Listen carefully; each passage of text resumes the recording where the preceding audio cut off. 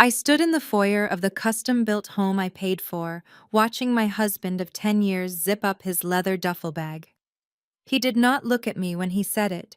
He just kept his eyes on the zipper and muttered that he was leaving me, and that he had been sleeping with my younger sister for the past year. I did not scream or throw his things onto the lawn. I simply picked up my phone, dialed my sister's wealthy white husband, and put him on speakerphone. What happened next made my sister turn pale and shattered my family's perfect facade forever. Before I continue this story, let me know where you are watching from in the comments below. Hit like and subscribe if you have ever had to burn down the bridges that were only meant to use you. My name is Jada. I am 35 years old, and for my entire life, I have been the designated problem solver, the financial safety net, and the quiet scapegoat of my family. I built my career as a senior wealth manager through sheer grit, working 80-hour weeks to secure my position at a top financial firm. But in my family, my ambition was often treated as a character flaw, while my money was treated as community property. My husband, Terrence, was 37, a charismatic mid-level corporate sales representative. When we met, I thought his charm was a perfect balance to my serious nature. I did not realize until much later that his charm was merely a mask for a deep-seated insecurity.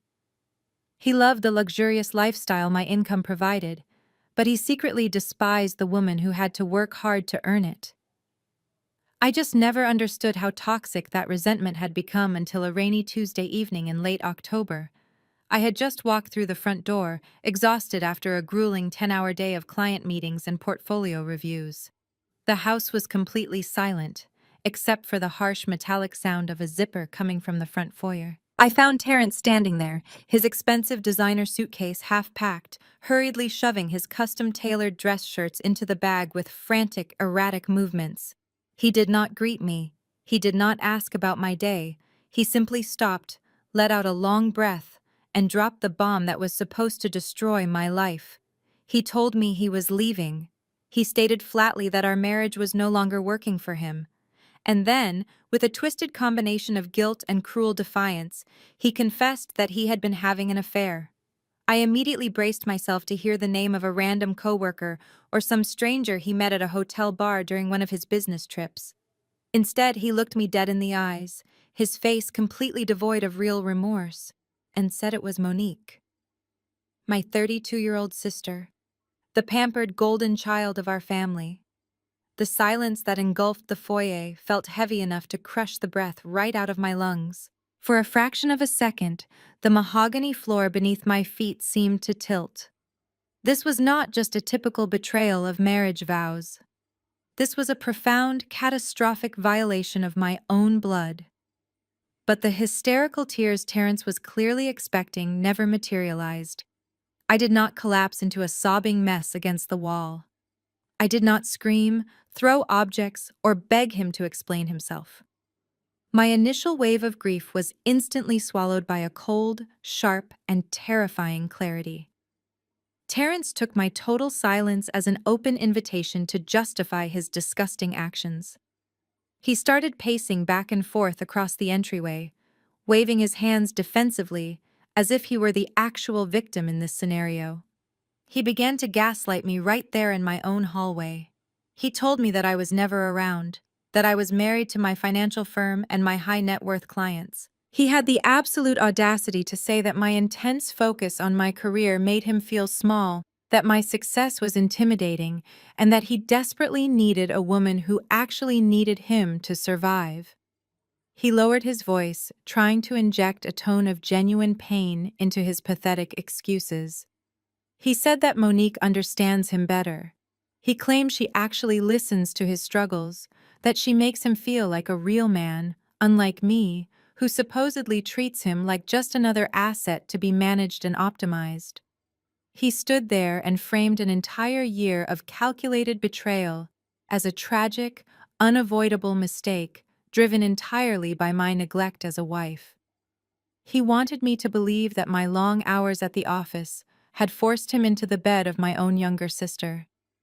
I stood absolutely still, my face entirely blank, while my analytical mind raced miles ahead of his ridiculous monologue.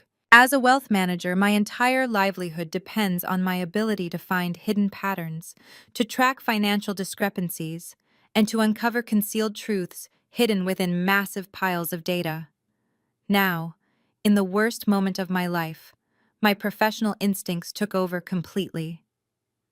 I began applying those investigative skills to my own marriage, and suddenly, every confusing detail and minor argument from the past year snapped together with a terrifying, undeniable precision. I did not cry because I was too busy calculating. I thought about the $5,000 that had mysteriously vanished from our joint savings account 8 months ago. At the time, Terrence had sworn to me, looking right into my eyes, that he urgently needed it to help his mother pay off some unexpected medical bills. I had not questioned it or asked for receipts because I trusted my husband.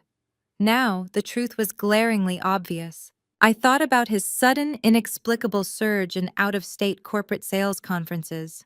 He had flown to Miami 3 times in the last 6 months alone. My mind immediately jumped to Monique's social media. She had taken 3 extravagant girls' trips to Miami during those exact same weeks, posting photos from luxury beach clubs while claiming her friends were footing the bill. Then, the most damning piece of the puzzle fell into place. Monique was obsessed with maintaining a flawless, wealthy appearance.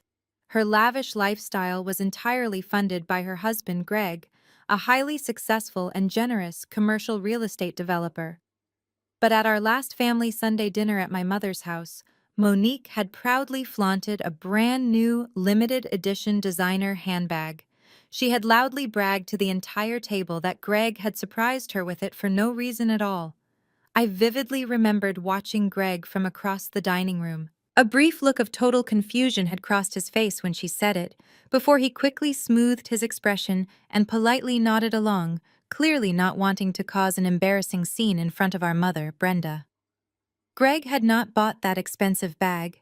Terrence had. Terrence had used the money he systematically stole from my hard-earned savings to finance my sister's insatiable appetite for luxury. The sheer disrespect of it all burned through my veins like acid, but I refused to let him see me sweat. Terrence was still rambling, talking in circles about how he hoped we could be mature adults about this situation, how he deeply hoped it would not tear our extended family apart. He honestly believed he could just pack his expensive clothes, break my heart, and walk away clean, leaving me behind to clean up the emotional wreckage. He was banking heavily on the fact that I had always been the strong one. My mother, Brenda, had spent 35 years actively conditioning me to absorb the family's pain so that Monique could remain comfortable, shielded, and stress-free. Terrence thought I would just swallow this horrific betrayal to keep the family peace, exactly like I had swallowed every other injustice my entire life. He thought I would cry myself to sleep and eventually forgive them both, because that is what the family always expected of Jada. He thought his gaslighting had worked. He thought I was standing there in silence because I was broken. He had absolutely no idea that I was not broken at all. I was simply auditing the destruction of my life, taking inventory of the lies, the stolen funds, and the profound disrespect. He zipped the duffel bag closed, grabbed the handle, and gave me one last look of fake sympathy, completely unaware that his confession was not the end of our story. It was the spark that was about to burn his entire world to the ground. Terrence zipped his duffel bag and offered me a pitiful, condescending smile. He opened his mouth to deliver whatever final rehearsed line he had prepared about finding ourselves and moving on with grace. He truly believed he had orchestrated the perfect exit. He thought he was walking away from a tired, overworked wife and stepping straight into a shiny new life with my glamorous younger sister. But I was already done listening. I reached into the side pocket of my leather tote, my fingers wrapped around the cold, familiar metal of my phone. I unlocked the screen. Terrence paused, his brow furrowing in confusion. He probably thought I was going to call our mother Brenda. That was the established family script, the toxic cycle we had played out for 3 decades.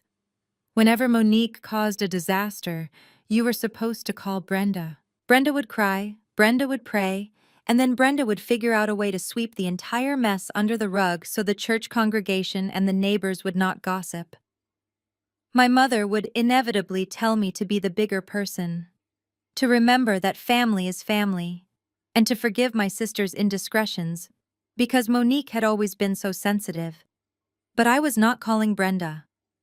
I scrolled right past my mother's contact information and tapped the name of the one person in this entire equation who had just as much to lose as I did. I called Greg. Greg was 38 years old, a highly successful, wealthy white commercial real estate developer. He adored my sister. He treated Monique like absolute royalty, funding her designer wardrobe, her luxury vacations, and her endless cosmetic treatments. But underneath that doting husband exterior, Greg was a ruthless, brilliant businessman who lived and breathed by data, contracts, and hard facts. He was punctual, analytical, and he respected me because we shared that same cutthroat professional drive. He answered on the second ring. "Hey Jada, everything okay?" I tapped the speaker icon on my screen.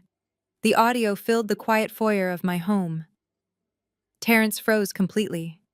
The blood instantly drained from his face, leaving an ashy, terrified pallor behind. "Greg," I said, my voice incredibly steady and completely void of any emotion. "I need you to do me a favor right now. Open the security tracking app on your phone, the one linked to the white Mercedes you bought Monique for her birthday." Terrence lunged forward.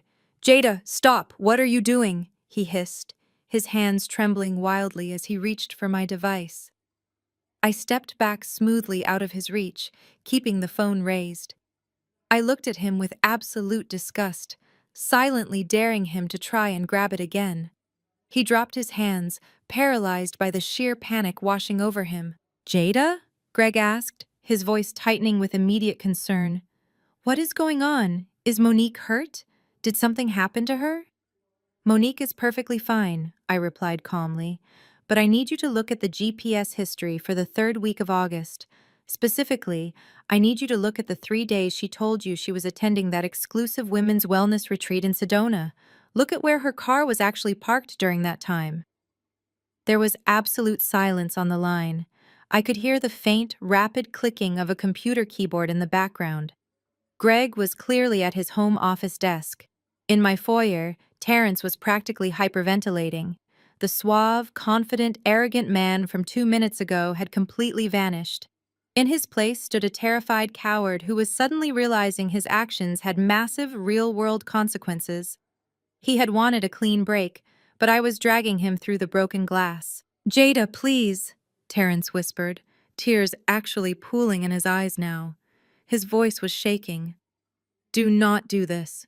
We can handle this privately. Between us. Please do not blow this up." I ignored him entirely. I waited for Greg. "It says the car was parked at the long-term parking lot at the international airport," Greg finally said. His voice had dropped an entire octave. All the previous warmth was gone, replaced by a cold, calculating edge. "Where was my wife, Jada?" I looked dead into Terrence's tear-filled eyes.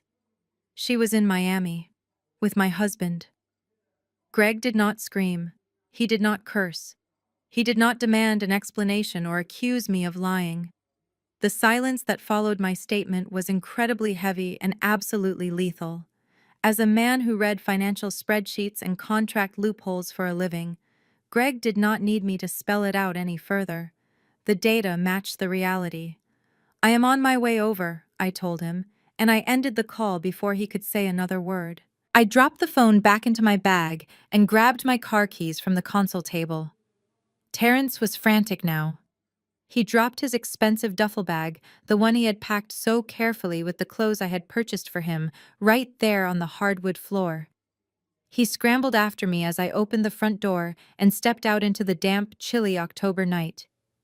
"You are crazy!" Terrence yelled, his voice cracking loudly as he chased me down our front walkway. "You just ruined her life. Greg is going to kill her. He is going to cut her off completely. She does not have a prenuptial agreement that protects her if she cheats, Jada. You know that. I found it incredibly fascinating and deeply pathetic that even now, in the exact moment our 10-year marriage was violently imploding, Terrence's primary concern was Monique's financial security. He was not begging for my forgiveness. He was not apologizing for breaking my heart. He was begging me to protect his mistress's bank account. It proved exactly what I had suspected. They were two leeches who had found each other, perfectly content to drain their respective spouses dry. I pressed the unlock button on my key fob. My car chirped brightly in the driveway. Her life was ruined the second she decided to sleep with her sister's husband, I said, pulling open my car door. I am just delivering the receipt. I slid into the driver's seat, locked the doors instantly, and started the engine. Terrence slammed his hands against my driver's side window, pleading with me, his face distorted in panic. I put the car in reverse and backed out of the driveway without hesitation, forcing him to jump out of the way to avoid being hit. The drive to Greg and Monique's estate took 20 minutes, but it felt like a surreal blur.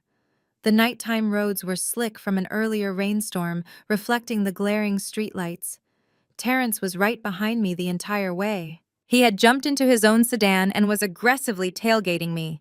He flashed his high beams frantically, over and over, trying to blind me into pulling over to the shoulder. He laid on his horn, the sound desperate and erratic, echoing through the quiet suburban streets.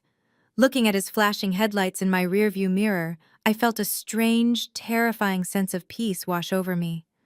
For my entire life, I had played the role of the shock absorber. When Monique wrecked my parents' car at 17, I was the one who emptied my summer job savings to pay for the repairs so my mother would not have a nervous breakdown. When Monique wanted a lavish destination wedding that my parents could not afford, Brenda had emotionally blackmailed me into contributing $20,000 to the event, claiming it was my duty as the older sister to make sure our family looked successful to Greg's wealthy relatives. I had always shrunk myself down. I had always swallowed my pride. I had always written the checks to buy the family peace. Monique thought she could just take my husband and my dignity, and that I would absorb this ultimate blow exactly like I had absorbed every other injustice. She thought she could rely on my silence. But tonight, the bank was officially closed. Tonight, I was not the responsible older sister. I was the architect of their destruction. I turned onto the exclusive private road that led to their neighborhood. The houses here were sprawling mansions, hidden behind massive privacy hedges and wrought iron gates. I approached the entrance to their estate. Usually you had to stop at the brass call box and wait for Monique to buzz you in. But tonight, the massive black iron gates were already swinging inward. Greg had bypassed the security protocol, leaving the gates wide open for my arrival. I drove through, my tires crunching against the pristine gravel of their long, sweeping driveway lined with perfectly manicured oak trees. Terrence's car sped right through the open gates directly behind me, nearly clipping the iron structure in his blind panic. I pulled my car right into the center of the massive circular driveway, throwing it into park. Terrence slammed his brakes violently, his tires screeching loudly against the pavement. He jumped out of his vehicle before it was even fully settled, sprinting toward my car. But he was entirely too late. He froze in his tracks halfway across the driveway. I stepped out of my car and looked toward the house. The massive custom mahogany double front doors of the estate were already wide open. The bright, warm light from the grand foyer spilled out onto the dark front porch. And standing right in the center of that light was Greg. He was holding a tablet in one hand, his posture rigid, looking like a terrifying storm that was just about to break. I walked slowly up the wide stone steps, leaving Terrence standing paralyzed in the driveway behind me. Greg did not move an inch as I approached. He had his tablet gripped so tightly in his right hand that his knuckles were completely white. He was wearing dark dress pants and a crisp white button-down shirt with the sleeves rolled up, looking every bit the ruthless executive he was known to be.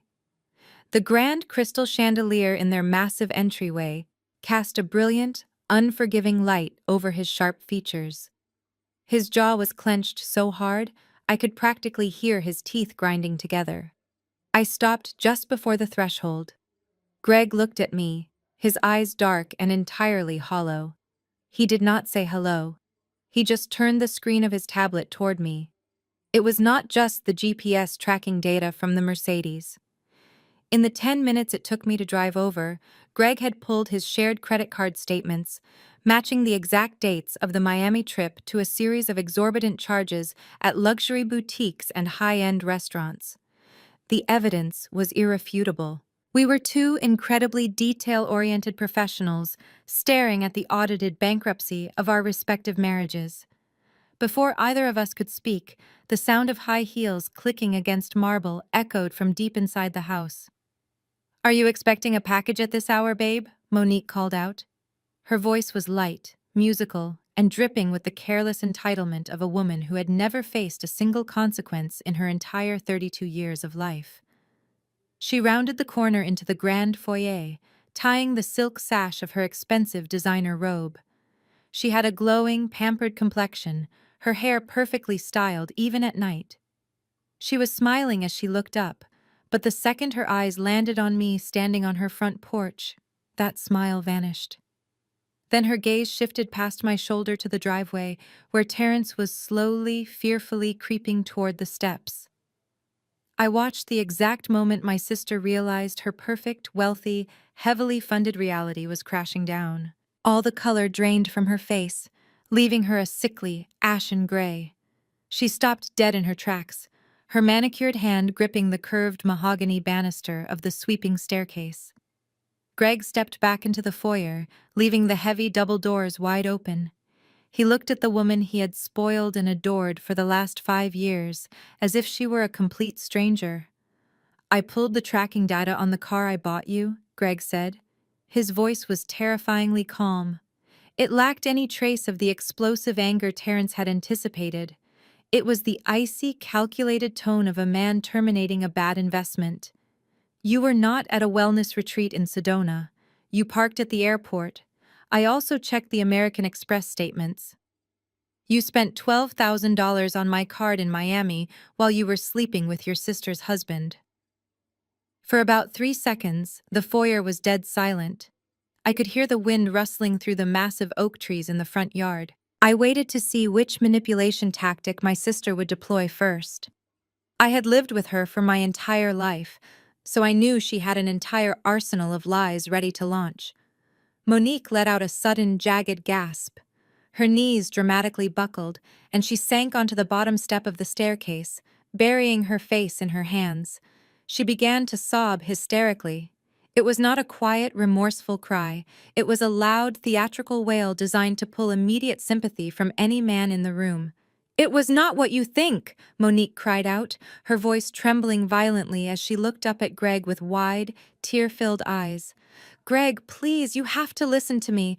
I was in a terrible place mentally. I was so depressed and you were always working. Terrence knew I was vulnerable. He cornered me. He manipulated me into going with him. He told me that Jada was verbally abusive to him and that he just needed someone to talk to. He pressured me, Greg. He would not leave me alone." Out on the front steps, Terrence let out a loud, strangled noise of pure shock. He stepped forward, his eyes bulging out of his head. He could not believe what he was hearing. Just 20 minutes ago in my foyer, Terrence had confidently claimed that he and Monique shared a deep, misunderstood connection. He had thought they were partners in love. Now, he was watching his beloved mistress violently throw him directly under the bus to save her own luxurious lifestyle. "Monique, what are you saying?" Terrence stammered, his voice cracking loudly. "You told me you loved me. You told me you were going to leave him." "Shut up!" Monique screamed at him, her face twisting in absolute hatred. "You ruined my life. You took advantage of me when I was weak. Greg, please, you know how much I love you. I am your wife. You cannot let them do this to us. Jada has always been jealous of me. She is just trying to destroy my happiness because her own marriage is a failure. She actually tried to blame me, even caught red-handed, with the undeniable financial receipts glowing on the tablet in her husband's hand. My sister instinctively tried to flip the narrative to make me the villain. She expected Greg to swoop in, protect her, and kick me off the property. She expected the golden child shield to work, just like it always worked with our mother, Brenda. But Greg was not Brenda. Greg slowly lowered the tablet. He looked at Monique's tear-streaked face, completely unmoved by her theatrical performance. "You think I am an idiot?" Greg stated softly. "You think because I gave you everything, I am stupid enough to believe that a mid-level sales representative forced you to buy $12,000 worth of luxury bags and five-star dinners on my dime?" Monique scrambled to her feet, reaching her hands out toward him. "Greg, no, please! Do not touch me!" Greg snapped, his voice finally cracking like a whip. The sudden volume made Monique flinch backward. "You are a liar, a thief, and a parasite. You brought this garbage into my life, and you brought it into Jada's life." He reached into his pocket and pulled out his cell phone. He did not hesitate. He dialed a specialized, dedicated number. I knew exactly who he was calling. It was the private concierge line for his elite banking tier. He put the phone on speaker and held it up.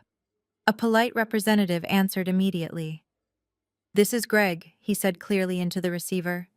"I need to report a compromised account. I need you to immediately freeze all secondary cards attached to my primary profile." Yes, the platinum and the black card issued to Monique. "Effective immediately. Lock them down entirely. Decline all pending authorizations." "No!" Monique shrieked, the reality of her situation finally piercing through her delusion. "Greg, you cannot do that. I have nothing. I do not have a separate bank account." "That sounds like a personal problem," Greg replied coldly, before confirming the security block with the agent and hanging up the phone. He pointed a steady finger toward the massive open doorway. "Get out." Monique stared at him in horror. "Greg, it is the middle of the night. Where am I supposed to go? My clothes, my things, I need to pack." "I will have my assistants box up whatever you brought into this marriage and ship it to your mother's house by the end of the week," Greg said, his tone absolute and final. "But you are not spending another second under my roof. Get out of my house right now, or I am calling the police and having you formally removed for trespassing." Monique realized he was entirely serious. The luxurious bubble she had lived in for 5 years had just popped permanently. She turned toward me, her eyes wide and desperate. The arrogance was completely gone. She reverted to the scared younger sister routine, the one that had successfully manipulated me into fixing her problems since we were children. "Jada, please," she sobbed, stumbling toward the doorway. "Please talk to him. You know I am fragile. You know I cannot handle this kind of stress. Let me come home with you tonight. We can figure this out as a family. Tell him to just give me a chance to explain." I looked at the woman who had spent the last year sleeping in my bed, spending my money, and laughing behind my back. I felt absolutely nothing for her. The familial bond she was trying to pull on had been completely severed the moment Terrence confessed. I stepped backward, out of her reach. "You should call an Uber," I told her quietly, "assuming your personal debit card has enough funds to get you back to our mother's house." I turned my back on her and began walking down the steps. Terrence was still standing on the pavement, looking completely lost and devastated. He reached a hand out toward me as I passed him, his mouth opening to say something, but I did not even break my stride. I walked right past him, treating him like an invisible ghost in the night. Behind me, Greg forcefully slammed the heavy double mahogany doors shut.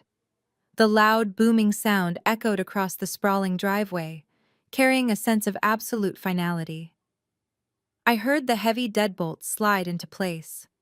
I unlocked my car, got into the driver's seat, and started the engine. As I pulled my car around the circular driveway, my headlights swept across the grand front porch one last time. Monique was collapsed against the heavy wooden doors, sobbing uncontrollably into her hands, wearing nothing but a silk robe in the crisp October air.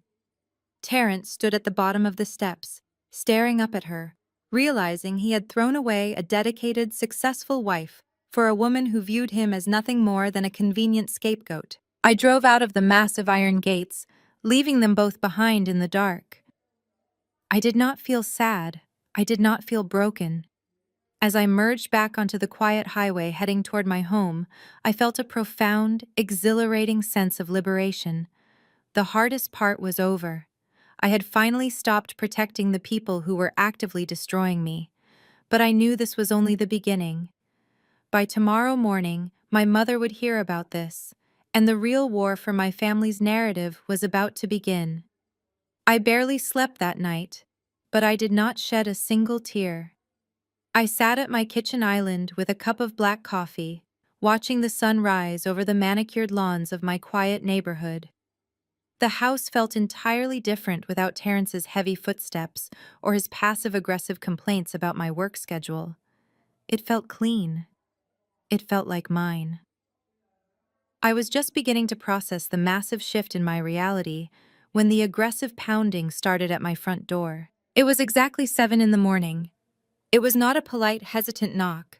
It was the frantic, demanding banging of a woman who believed the world revolved entirely around her schedule. I set my coffee mug down, walked through the foyer where Terrence had dropped his duffel bag the night before, and pulled open the heavy front door. My mother, Brenda, stood on my porch. She was fully dressed in her Sunday church suit, complete with a perfectly pinned hat, looking as though she was ready to address a congregation. Standing slightly behind her, wearing oversized dark sunglasses and the same wrinkled designer silk robe from the night before, was Monique. My sister looked like a deflated balloon, clutching a small leather overnight bag to her chest. My mother did not greet me. She did not wrap her arms around me. She did not look into my eyes to ask how I was holding up after discovering that my husband of a decade had been sleeping with my own sister. Instead, she pushed past me, grabbed Monique by the wrist, and dragged her into my house. "Close the door, Jada," my mother snapped, marching straight into my formal living room. "The neighbors do not need to see our family business displayed on the front lawn." I closed the door slowly, leaning against the frame as I watched them invade my sanctuary. Monique immediately collapsed onto my custom white sofa, pulling her knees up to her chest and letting out a pathetic, practiced whimper. My mother dropped her leather handbag onto the coffee table and turned to face me. She took a deep breath, smoothing down the front of her tailored jacket, instantly shifting into the role of the family crisis manager. "I have been up all night dealing with this mess," Brenda began, her voice dripping with severe irritation. "Terrence called me at 3 in the morning crying like a child, and Monique had to take an expensive luxury cab all the way to my house because Greg locked her out. Now, here is what we are going to do to fix this disaster before it ruins everything." I crossed my arms over my chest and stared at her, genuinely amazed by her audacity. "Fix it?" I asked quietly. "Yes, fix it," Brenda demanded, her tone hardening. "I need you to get your phone right now and call Greg. You are going to tell him that you made a terrible mistake. You are going to say that the GPS tracking was a massive misunderstanding, that Terrence was simply giving Monique a ride from the airport because her car broke down. You are going to tell him that you were severely stressed from your demanding job, and that you completely overreacted and projected your marital insecurities onto your sister." The sheer magnitude of the lie she was proposing hung in the air like a thick, toxic smog. My mother was standing in my home, looking at her betrayed, exhausted oldest daughter, and ordering me to perjure my own sanity to save her favorite child's bank account. I looked from Brenda to Monique, who was peeking out from behind her dark sunglasses, waiting for me to comply just like I always did. "You want me to lie to Greg?" I stated flatly, ensuring I heard her correctly.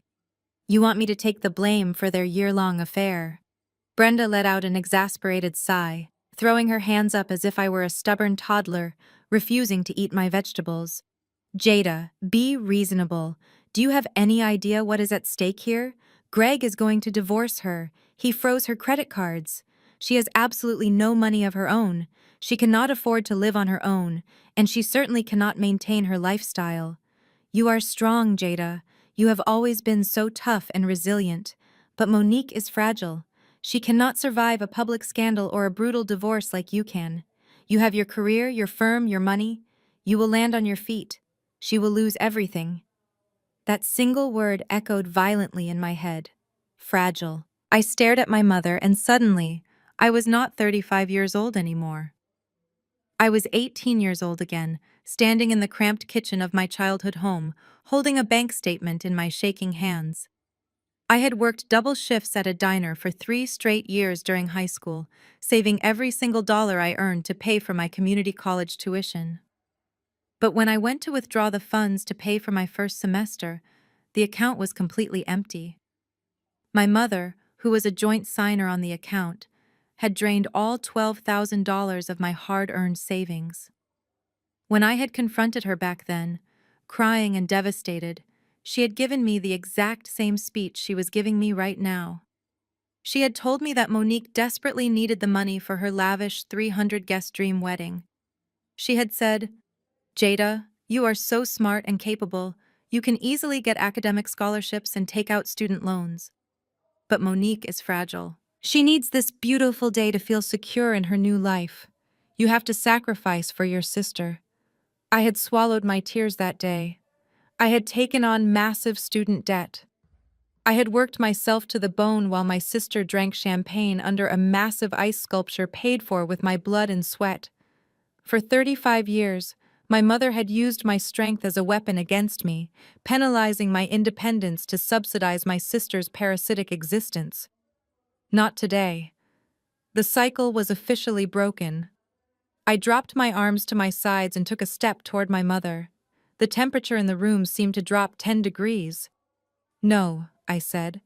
The single syllable was so sharp, so absolute, that Brenda actually blinked in shock. "Excuse me?"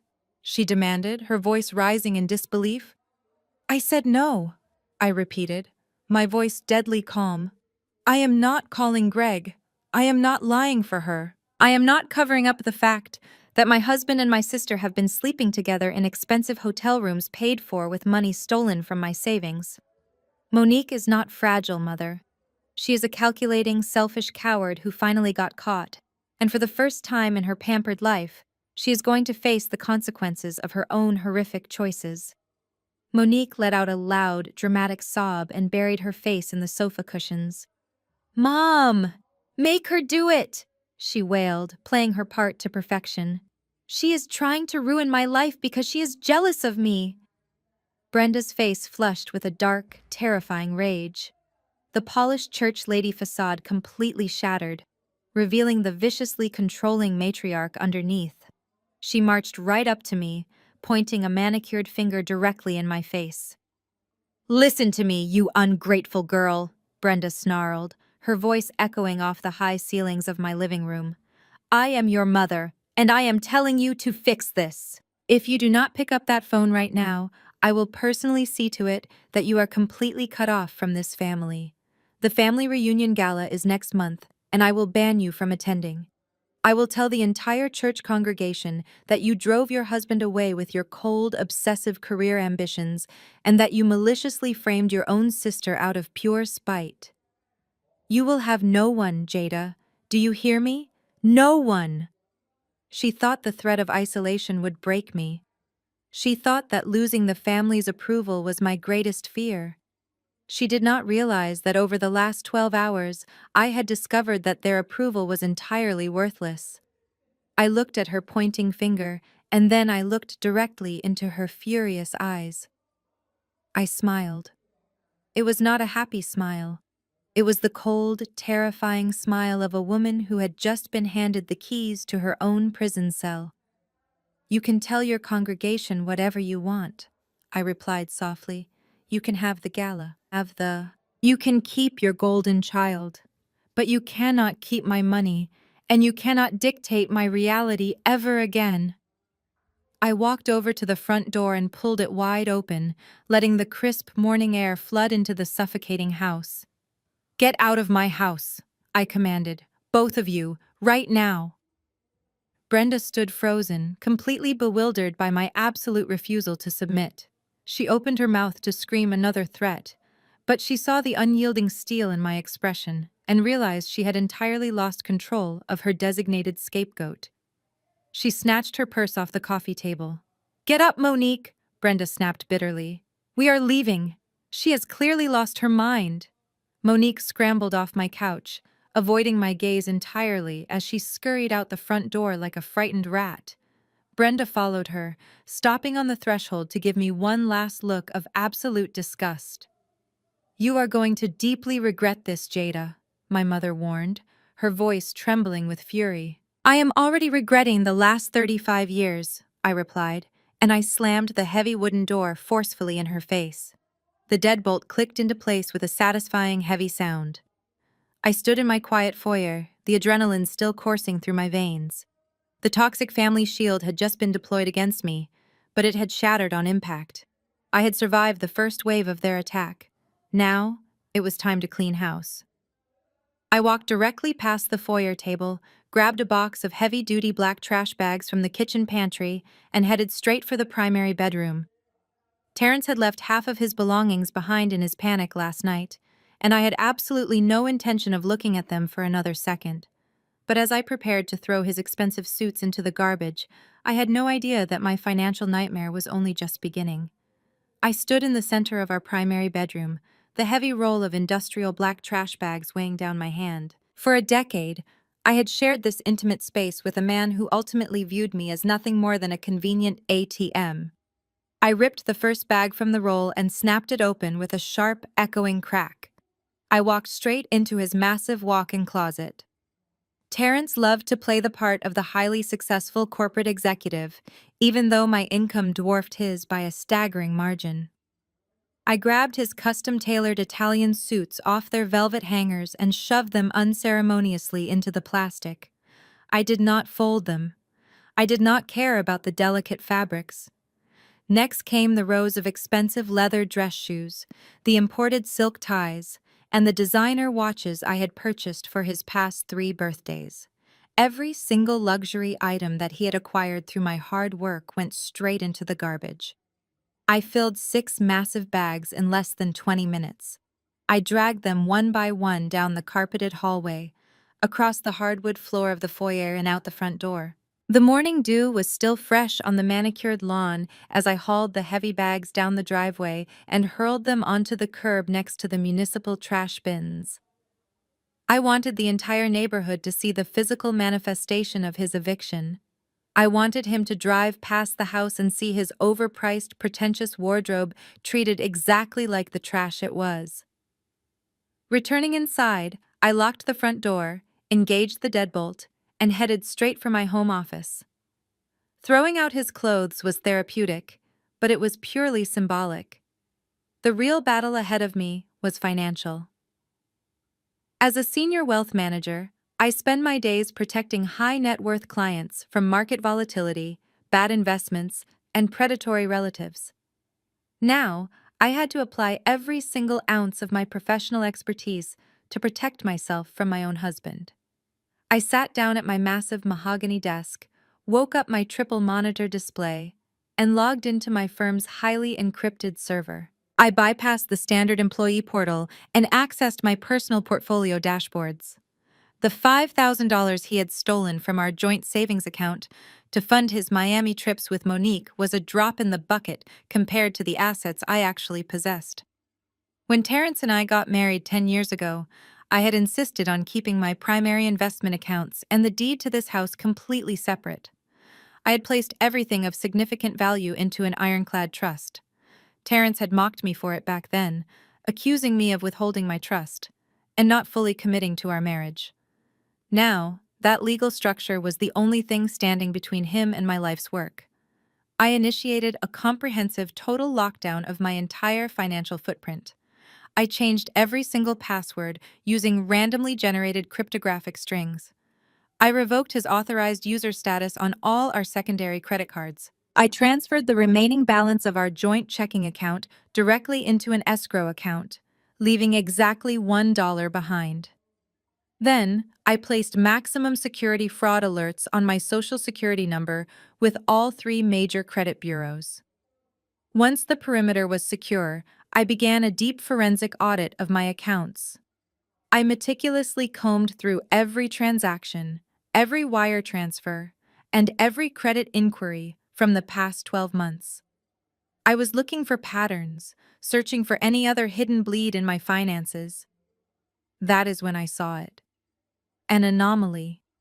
A flashing red notification popped up on my dashboard from a third-party lending institution that I had never done business with in my life. It was a hard inquiry on my credit report, dated just 4 days ago. My heart rate instantly spiked. I clicked on the notification, bypassing the initial summary screen and diving straight into the raw data. It was a pending application for a high-yield, collateralized personal loan. The requested payout amount was $200,000. I stared at the screen, my blood running completely cold. The loan application was explicitly attempting to use my pre-marital investment portfolio as the primary collateral to secure the cash. Because the portfolio was tied directly to my name and my social security number, the application required the primary account holder's legal authorization. I clicked the hyperlink to view the submitted digital documents. A large PDF loaded on my right monitor. It was a standard financial authorization form, filled out with Terrence's personal email and cell phone number, but listing me as the primary guarantor. I scrolled down past the terms and conditions to the bottom of the last page. Right there, on the digital signature line, was my name. It was an electronic signature, but it was accompanied by a scanned copy of my actual state-issued driver license and a digitized stamp of my physical signature. I immediately looked across the room at my heavy steel filing cabinet. I always kept it locked, but the key was hidden in a small ceramic bowl on the bookshelf. Terrence knew exactly where that key was. He had waited until I was exhausted from work, accessed my secure home office, gone into my locked cabinet, and copied my identification to forge my signature on a massive federal loan document. The sheer audacity of his crime left me breathless. I leaned back in my leather chair, the reality of the situation washing over me in waves of absolute disgust. This was not a panicked mistake made by a confused husband. This was a highly calculated, premeditated act of absolute financial warfare. Terrence knew he was going to leave me for Monique. He also knew that because of my airtight trust, he would not be able to touch the bulk of my wealth in a standard, drawn-out divorce settlement. So, he had decided to rob me blind before he even packed his bags. He was trying to secure $200,000 in liquid cash, leaving me entirely responsible for the massive debt. So he and my sister could start their new romantic life together with a heavily funded safety net. He had planned to execute a perfect extraction. He wanted to leave me heartbroken over the affair, alienated by my mother, and financially crippled by a fraudulent loan. I felt a dangerous, icy calm settle over my entire body. The sadness and the shock of the affair completely evaporated, replaced by a razor-sharp, predatory focus. Terrence thought he was so incredibly smart. He thought his smooth corporate sales charm could outwit a woman who analyzed complex market trends and moved millions of dollars a day before breakfast.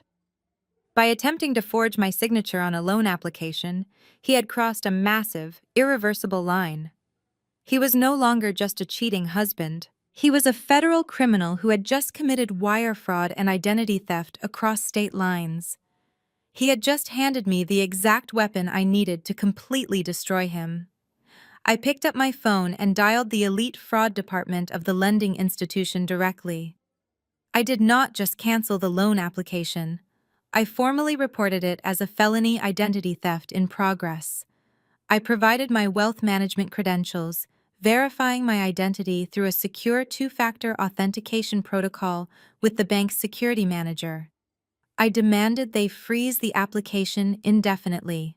I ordered them to compile all digital IP addresses, geographical timestamp data, and uploaded document metadata, and forward everything directly to my secure email server for an impending criminal investigation. The bank manager, realizing the severity of the situation and the liability they were facing, complied immediately. I printed the forged documents, the credit inquiries, and the IP tracking data. The printer hummed quietly in the corner of the room, spitting out page after page of undeniable proof of his crimes. I gathered the warm sheets of paper and slipped them into a thick red legal folder. The emotional betrayal of the affair was deeply painful, but this financial betrayal required a completely different level of vengeance. I was no longer just preparing for a messy divorce. I was preparing for an absolute total slaughter. I knew exactly what Terrence would do next. The moment he realized his access to my money was cut off and his fraudulent loan was frozen, he would panic. He would go on the offensive to try and intimidate me into backing down. He would hire the most aggressive lawyer he could find, completely unaware that I was already holding all the cards. Exactly 48 hours after I threw his designer wardrobe onto the curb, Terrence realized the absolute severity of his situation. He had undoubtedly marched into his local bank branch, expecting to find the $200,000 fraudulent loan securely deposited into his private checking account. He had probably planned to use that stolen cash to secure a luxury apartment for himself and my sister. Instead, he was met with frozen joint accounts, a locked credit profile, and the terrifying realization that his entire financial life support system had been completely unplugged. I had cut him off so thoroughly that he did not even have access to the funds required to pay his own cell phone bill. His reaction to being stripped of my wealth was as predictable as it was pathetic. He decided to go on the offensive. I was sitting in my corner office on the 40th floor of my wealth management firm, reviewing a quarterly prospectus for one of my highest net worth clients. My glass walls offered a panoramic view of the downtown skyline, a daily reminder of the empire I had built through my own sheer determination and intellect. My intercom buzzed softly. My executive assistant informed me that a courier was waiting at the reception desk and absolutely insisted on delivering a package directly to me, requiring my physical signature. I knew immediately what it was. Terrence was trying to humiliate me. By sending a process server to my prestigious corporate workplace, he was hoping to cause a public spectacle in front of my colleagues and my staff. He wanted me to feel embarrassed and ashamed, assuming I would quickly agree to whatever terms he demanded, just to make the scandal quietly disappear. I told my assistant to send the man back to my office. A tall, serious-looking man in a cheap gray suit walked through my glass doors and handed me a thick manila envelope. I did not flinch. I did not break eye contact. I politely took the envelope, signed his clipboard with my favorite heavy fountain pen, and wished him a wonderful afternoon. The process server actually looked disappointed that I had not burst into tears or caused a dramatic scene. Once my office door clicked shut, leaving me completely alone in the quiet luxury of my workspace, I sat back down in my leather chair and tore open the seal. The document inside was a formal petition for divorce, and reading it was like reading a work of pure, delusional fiction. Terrence had not just hired any lawyer. He had retained Vincent Caldwell, a notoriously aggressive, predatory divorce attorney who specialized in representing the disgruntled, lower-earning spouses of highly successful executives. Caldwell was famous in the city for dragging out divorce proceedings for years, leveraging public embarrassment and nasty smear campaigns to shake down wealthy partners for massive cash settlements. Terrence had found the perfect legal bully to execute his extortion attempt. The demands outlined in the petition were absolutely staggering. Terrence was formally requesting permanent spousal support to the tune of $15,000 a month. He claimed that because he had grown accustomed to the luxurious lifestyle I provided, he was legally entitled to maintain that exact same standard of living post-divorce. But the absolute worst part was the narrative his lawyer had crafted in the legal brief. Terrence had the unmitigated audacity to claim that he had sacrificed his own professional advancement to support my early career. The document stated that he was the foundational rock of our marriage, that he had managed the household and provided critical emotional support while I selfishly pursued my corporate ambitions. He argued that my wealth was a direct result of his invisible labor behind the scenes, and therefore he was demanding 50% of all my financial assets, including the investments securely locked inside my premarital trust. I read the words twice, letting the sheer disrespect wash over me. When I was studying late into the night for my grueling Series 7 financial exams, Terrence was out drinking heavily with his college fraternity brothers.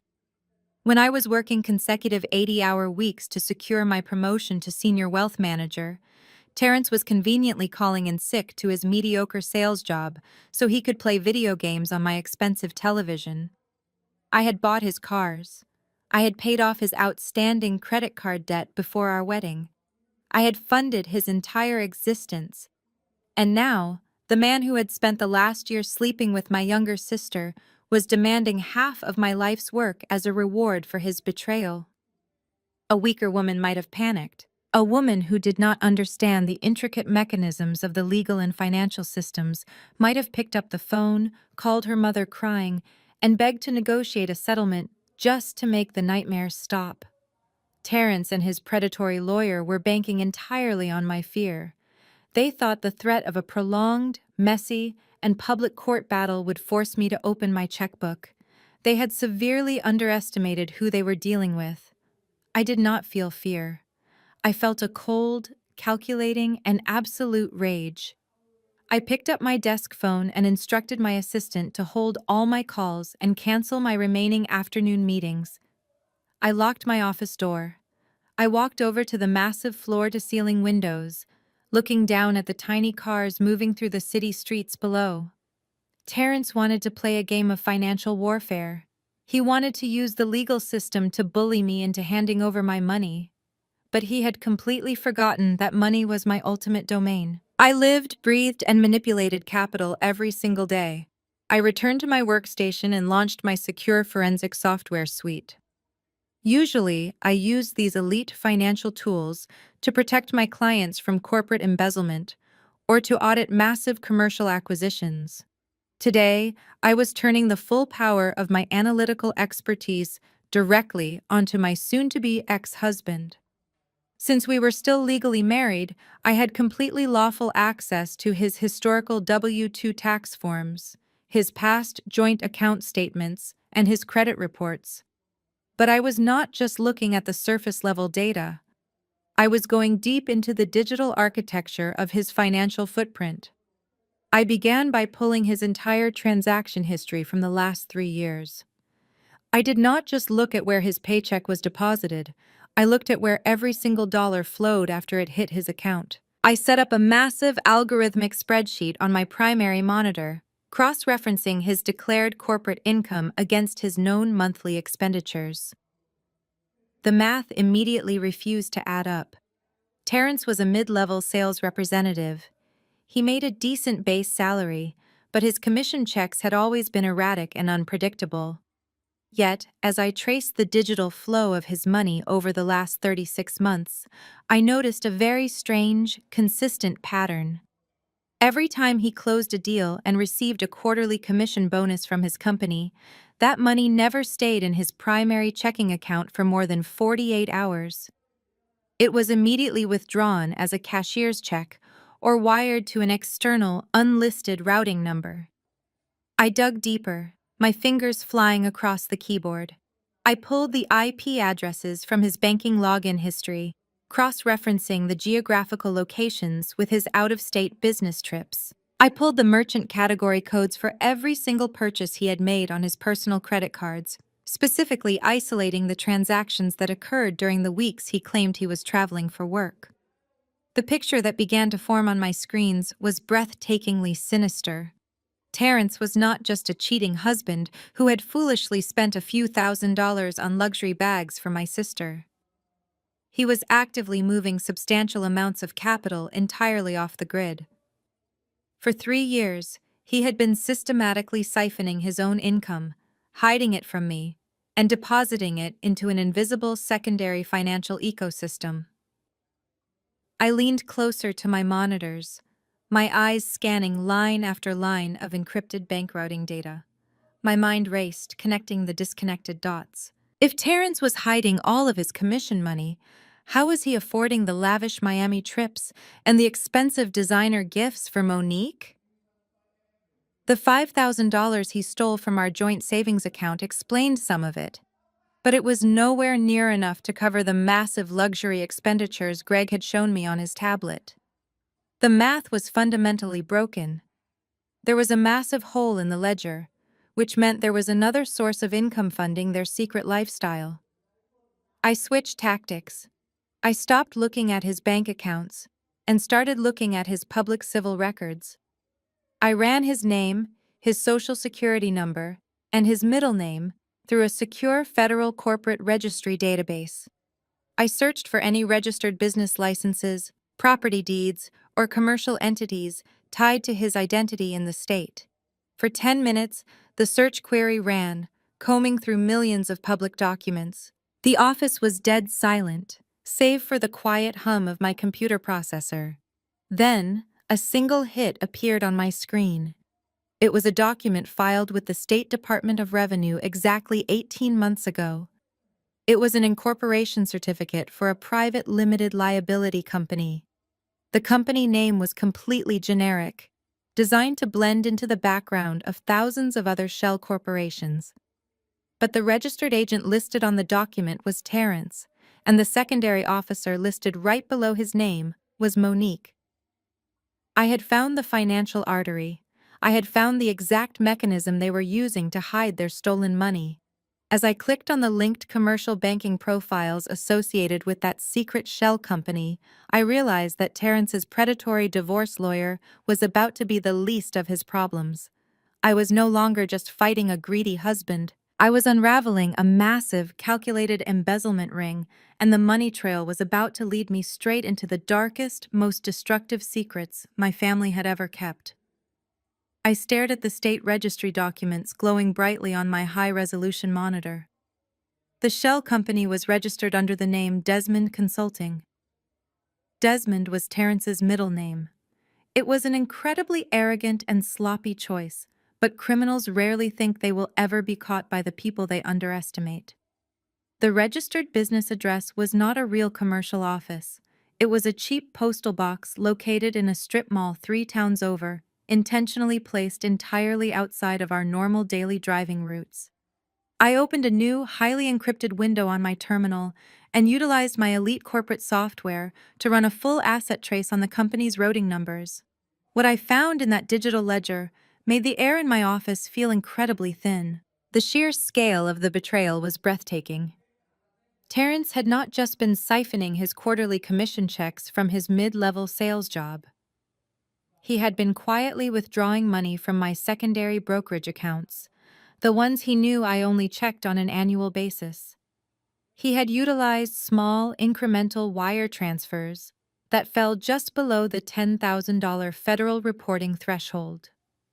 He was structuring the deposits, which is a classic, textbook money laundering technique designed to avoid triggering automatic bank security flags. The stolen money flowed smoothly into Desmond Consulting, mixed perfectly with his hidden corporate bonuses, and then vanished into a primary corporate checking account that I could not immediately access. This was not a crime of passion. This was not a temporary lapse in judgment fueled by a momentary attraction. This was a long-term, highly calculated financial extraction. Terrence and my sister were actively draining my hard-earned resources to quietly build their own independent empire. But I needed the rest of the puzzle to see the complete picture. I knew my own financial ledgers perfectly, but Monique was officially listed as the secondary executive officer on this fraudulent limited liability company. My sister did not work. She had not held a legitimate job since she dropped out of a basic graphic design program 7 years ago, claiming the classes were too stressful for her mental health.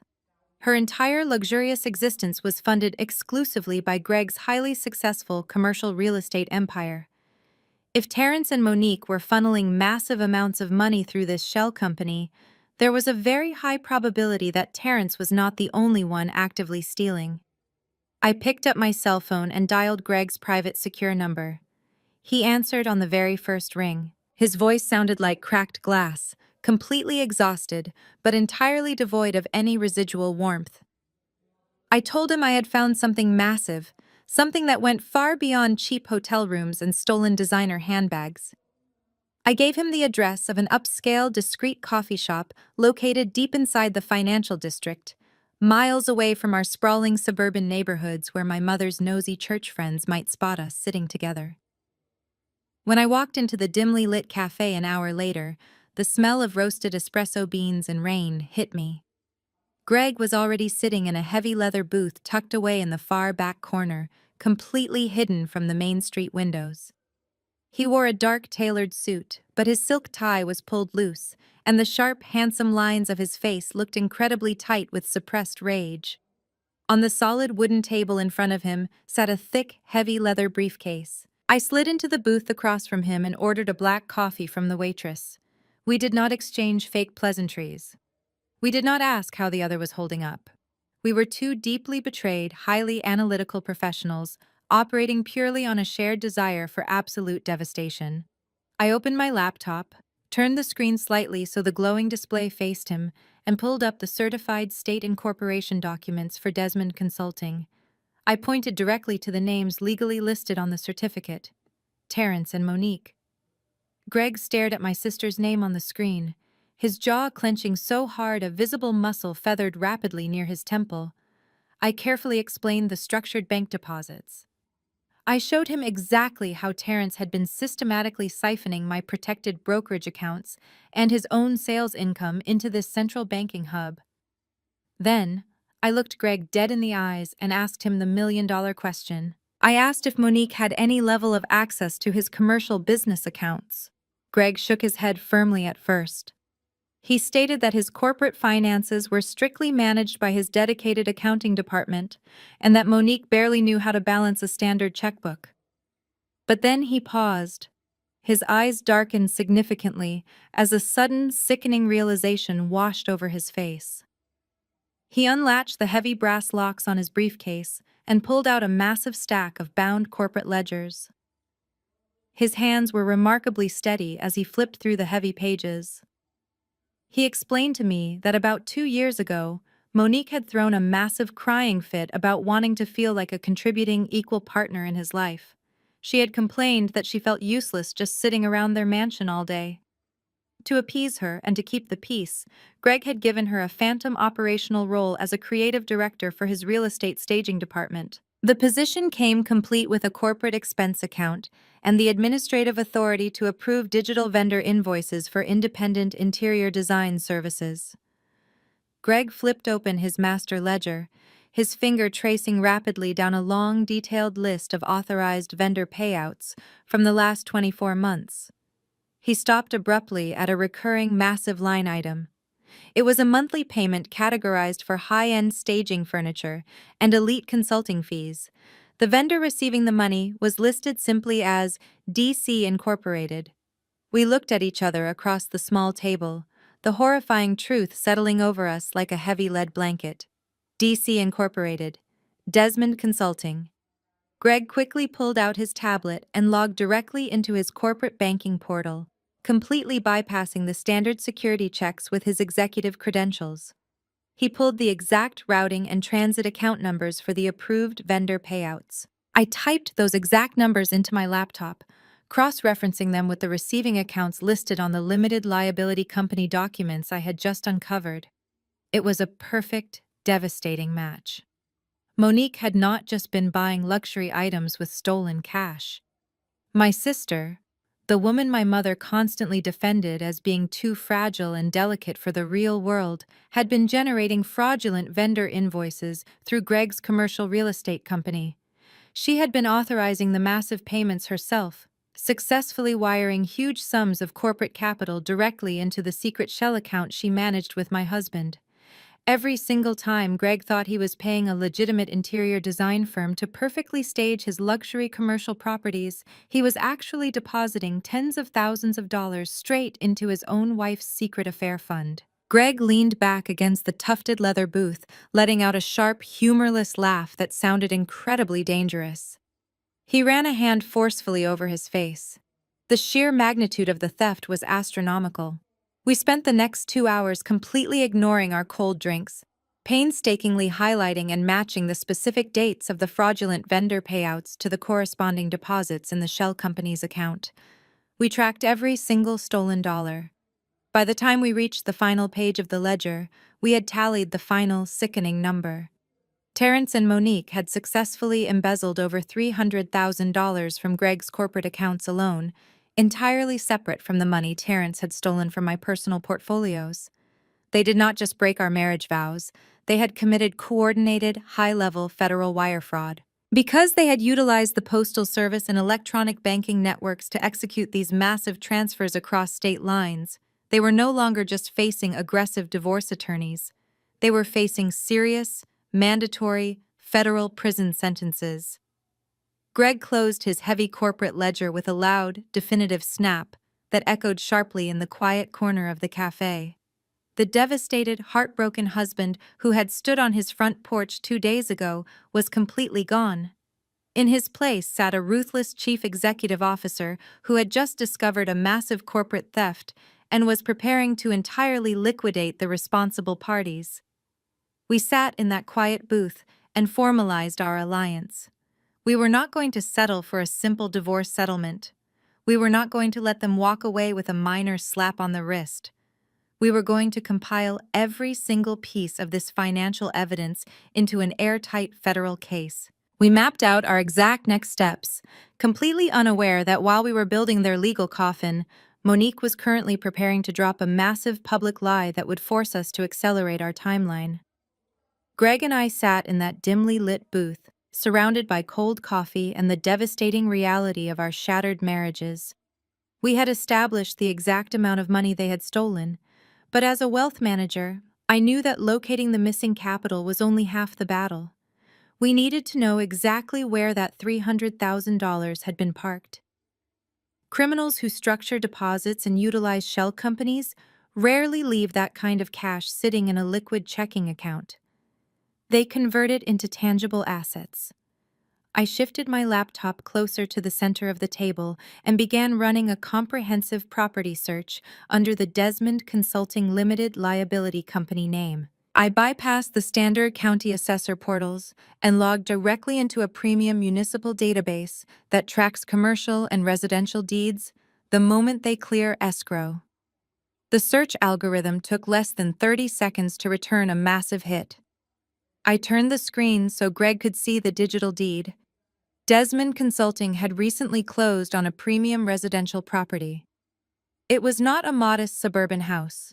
It was a sprawling, 3-bedroom luxury condominium located on the 25th floor of a highly exclusive high-rise building right in the center of the downtown arts district. I pulled up the public real estate listing for the specific unit number. The photographs displayed floor-to-ceiling windows, custom marble countertops, a private rooftop terrace, and a massive soaking tub overlooking the city skyline. I looked at the final purchase price listed on the deed. It was exactly $340,000. And right next to the purchase price was the most damning detail of all. There was no mortgage attached to the property. It was a complete all-cash transaction. The entire master plan snapped into crystal clear focus. Terrence and Monique had not just been stealing money to fund a few lavish vacations or buy expensive clothes. They were actively building their post-divorce nest egg. They had systematically drained my personal portfolios and Greg's commercial accounts to purchase their dream home outright in cash. Their endgame was absolutely brilliant in its sheer cruelty. Terrence was going to bleed me dry in divorce court with his predatory lawyer, demanding alimony and half of my remaining assets.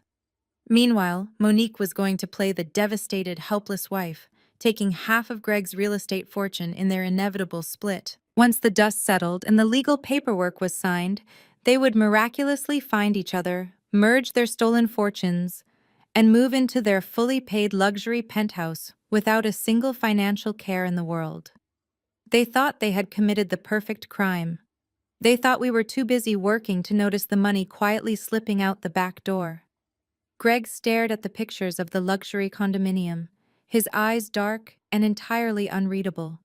He reached into his suit jacket, pulled out his phone, and dialed his lead corporate attorney.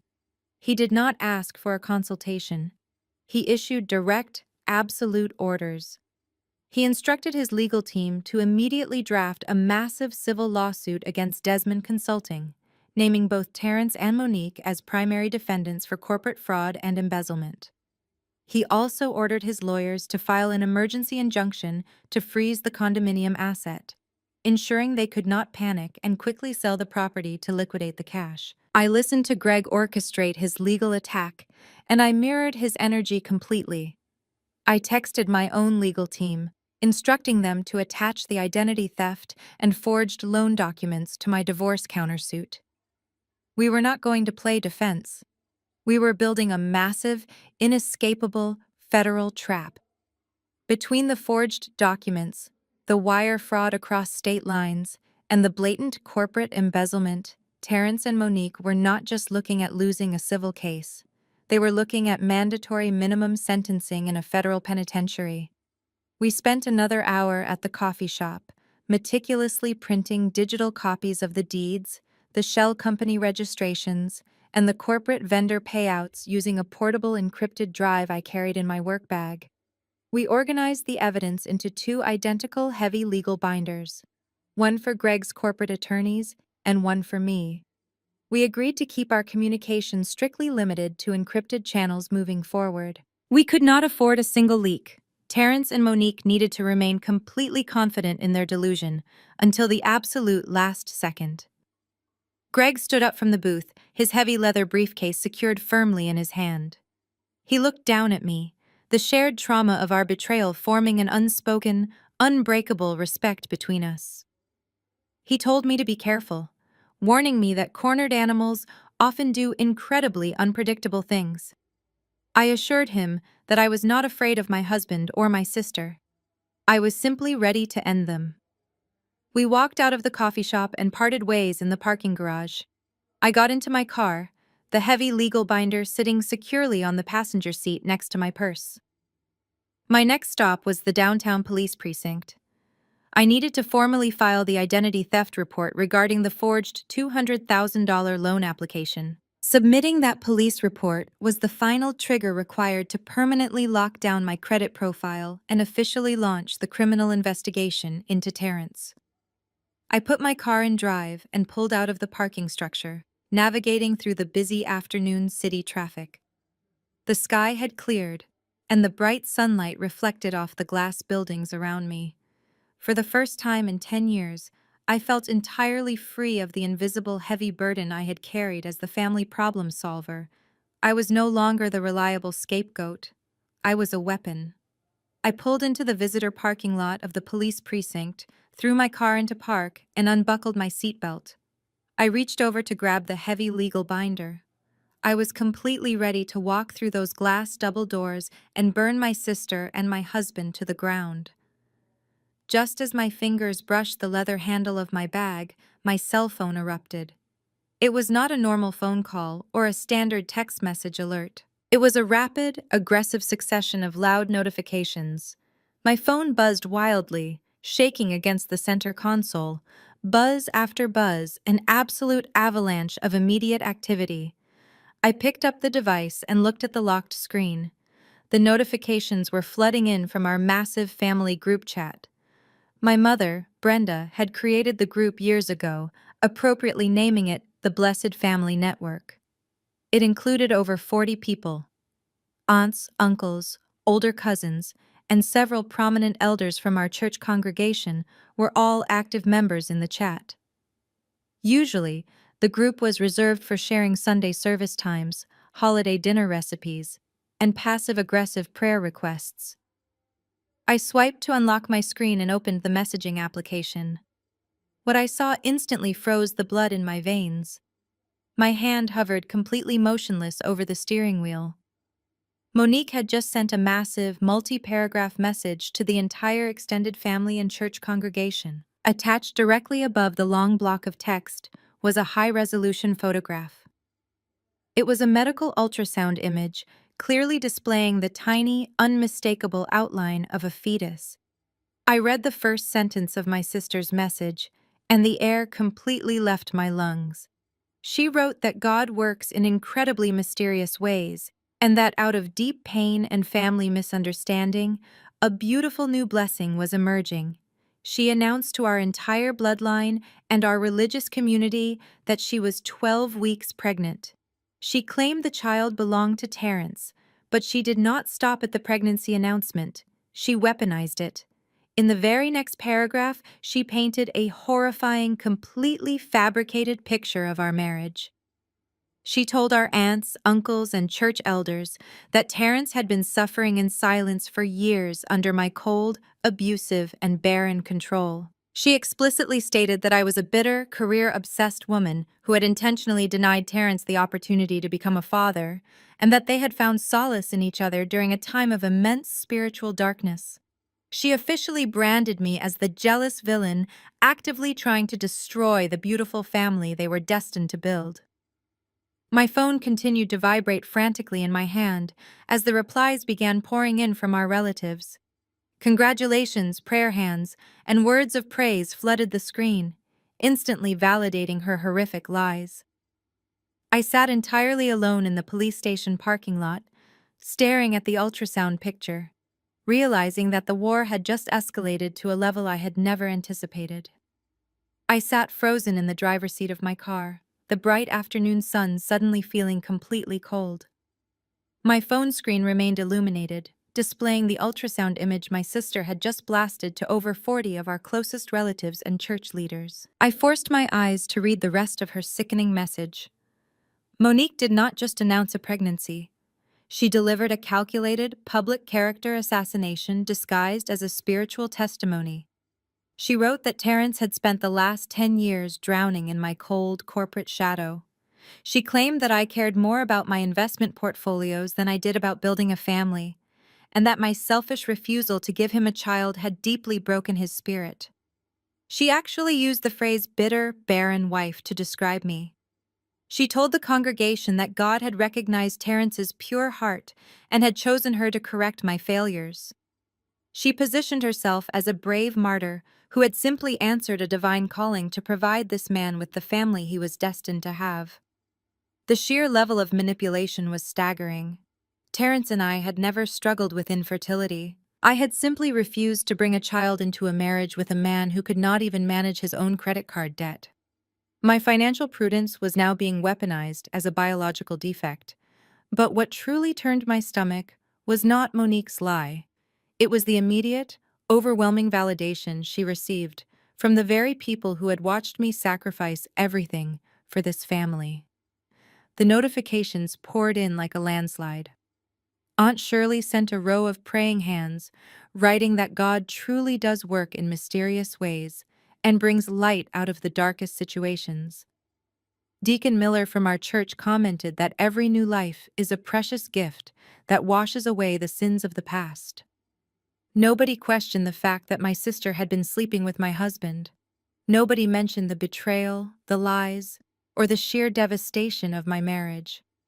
The moment a baby was introduced into the narrative, the adultery was instantly forgiven and rebranded as a divine intervention. Then, the final blow landed. My mother, Brenda, entered the chat. She did not send a private message. She addressed the entire group, her words dripping with toxic religious justification. Brenda wrote that she was absolutely overflowing with joy to finally become a grandmother. She proclaimed that the family needed to immediately rally around Monique during this delicate time to protect her from any negative energy or jealousy. She completely erased my existence from the family dynamic in a single paragraph. And then, as if to twist the knife as deeply as humanly possible, Brenda actually asked the group to start suggesting dates for a lavish baby shower, stating she wanted to host the event at our church fellowship hall next month. They were eagerly stepping over the bleeding corpse of my marriage to plan a party for my betrayers. I stared at the screen, reading the congratulations and the praises. A weaker woman would have typed out a furious defense. A weaker woman would have called her mother screaming, demanding loyalty, or begging the extended family to see the truth. But I did not type a single word. I did not shed a single tear. The deep, heavy sadness that had been lingering in my chest completely evaporated, replaced by a crystalline, absolute focus. They wanted to play the Holy Blessed Family on a public forum while hiding massive federal crimes in the dark. I was going to let them build their glass house as high as they possibly could, right before I shattered every single pane. I locked my phone, tossed it onto the passenger seat next to the heavy red legal binder, and stepped out of my car. I walked through the double-glass doors of the police precinct with my head held high. I approached the front desk and requested to speak with a financial crimes detective. I was escorted into a quiet, stark interview room where I sat across from a seasoned investigator. I did not mention the affair, the ultrasound, or the family group chat. I kept my emotions entirely out of the room. I simply opened the binder and laid out the undeniable documented proof of felony identity theft and federal wire fraud. I showed the detective the forged signatures, the unauthorized credit inquiries, and the digital tracking data pointing directly to Terrence. The detective took one look at the sheer volume of organized evidence and immediately escalated the file. He assured me that a formal criminal investigation would be opened by the end of the week. I thanked him, shook his hand, and walked out of the station.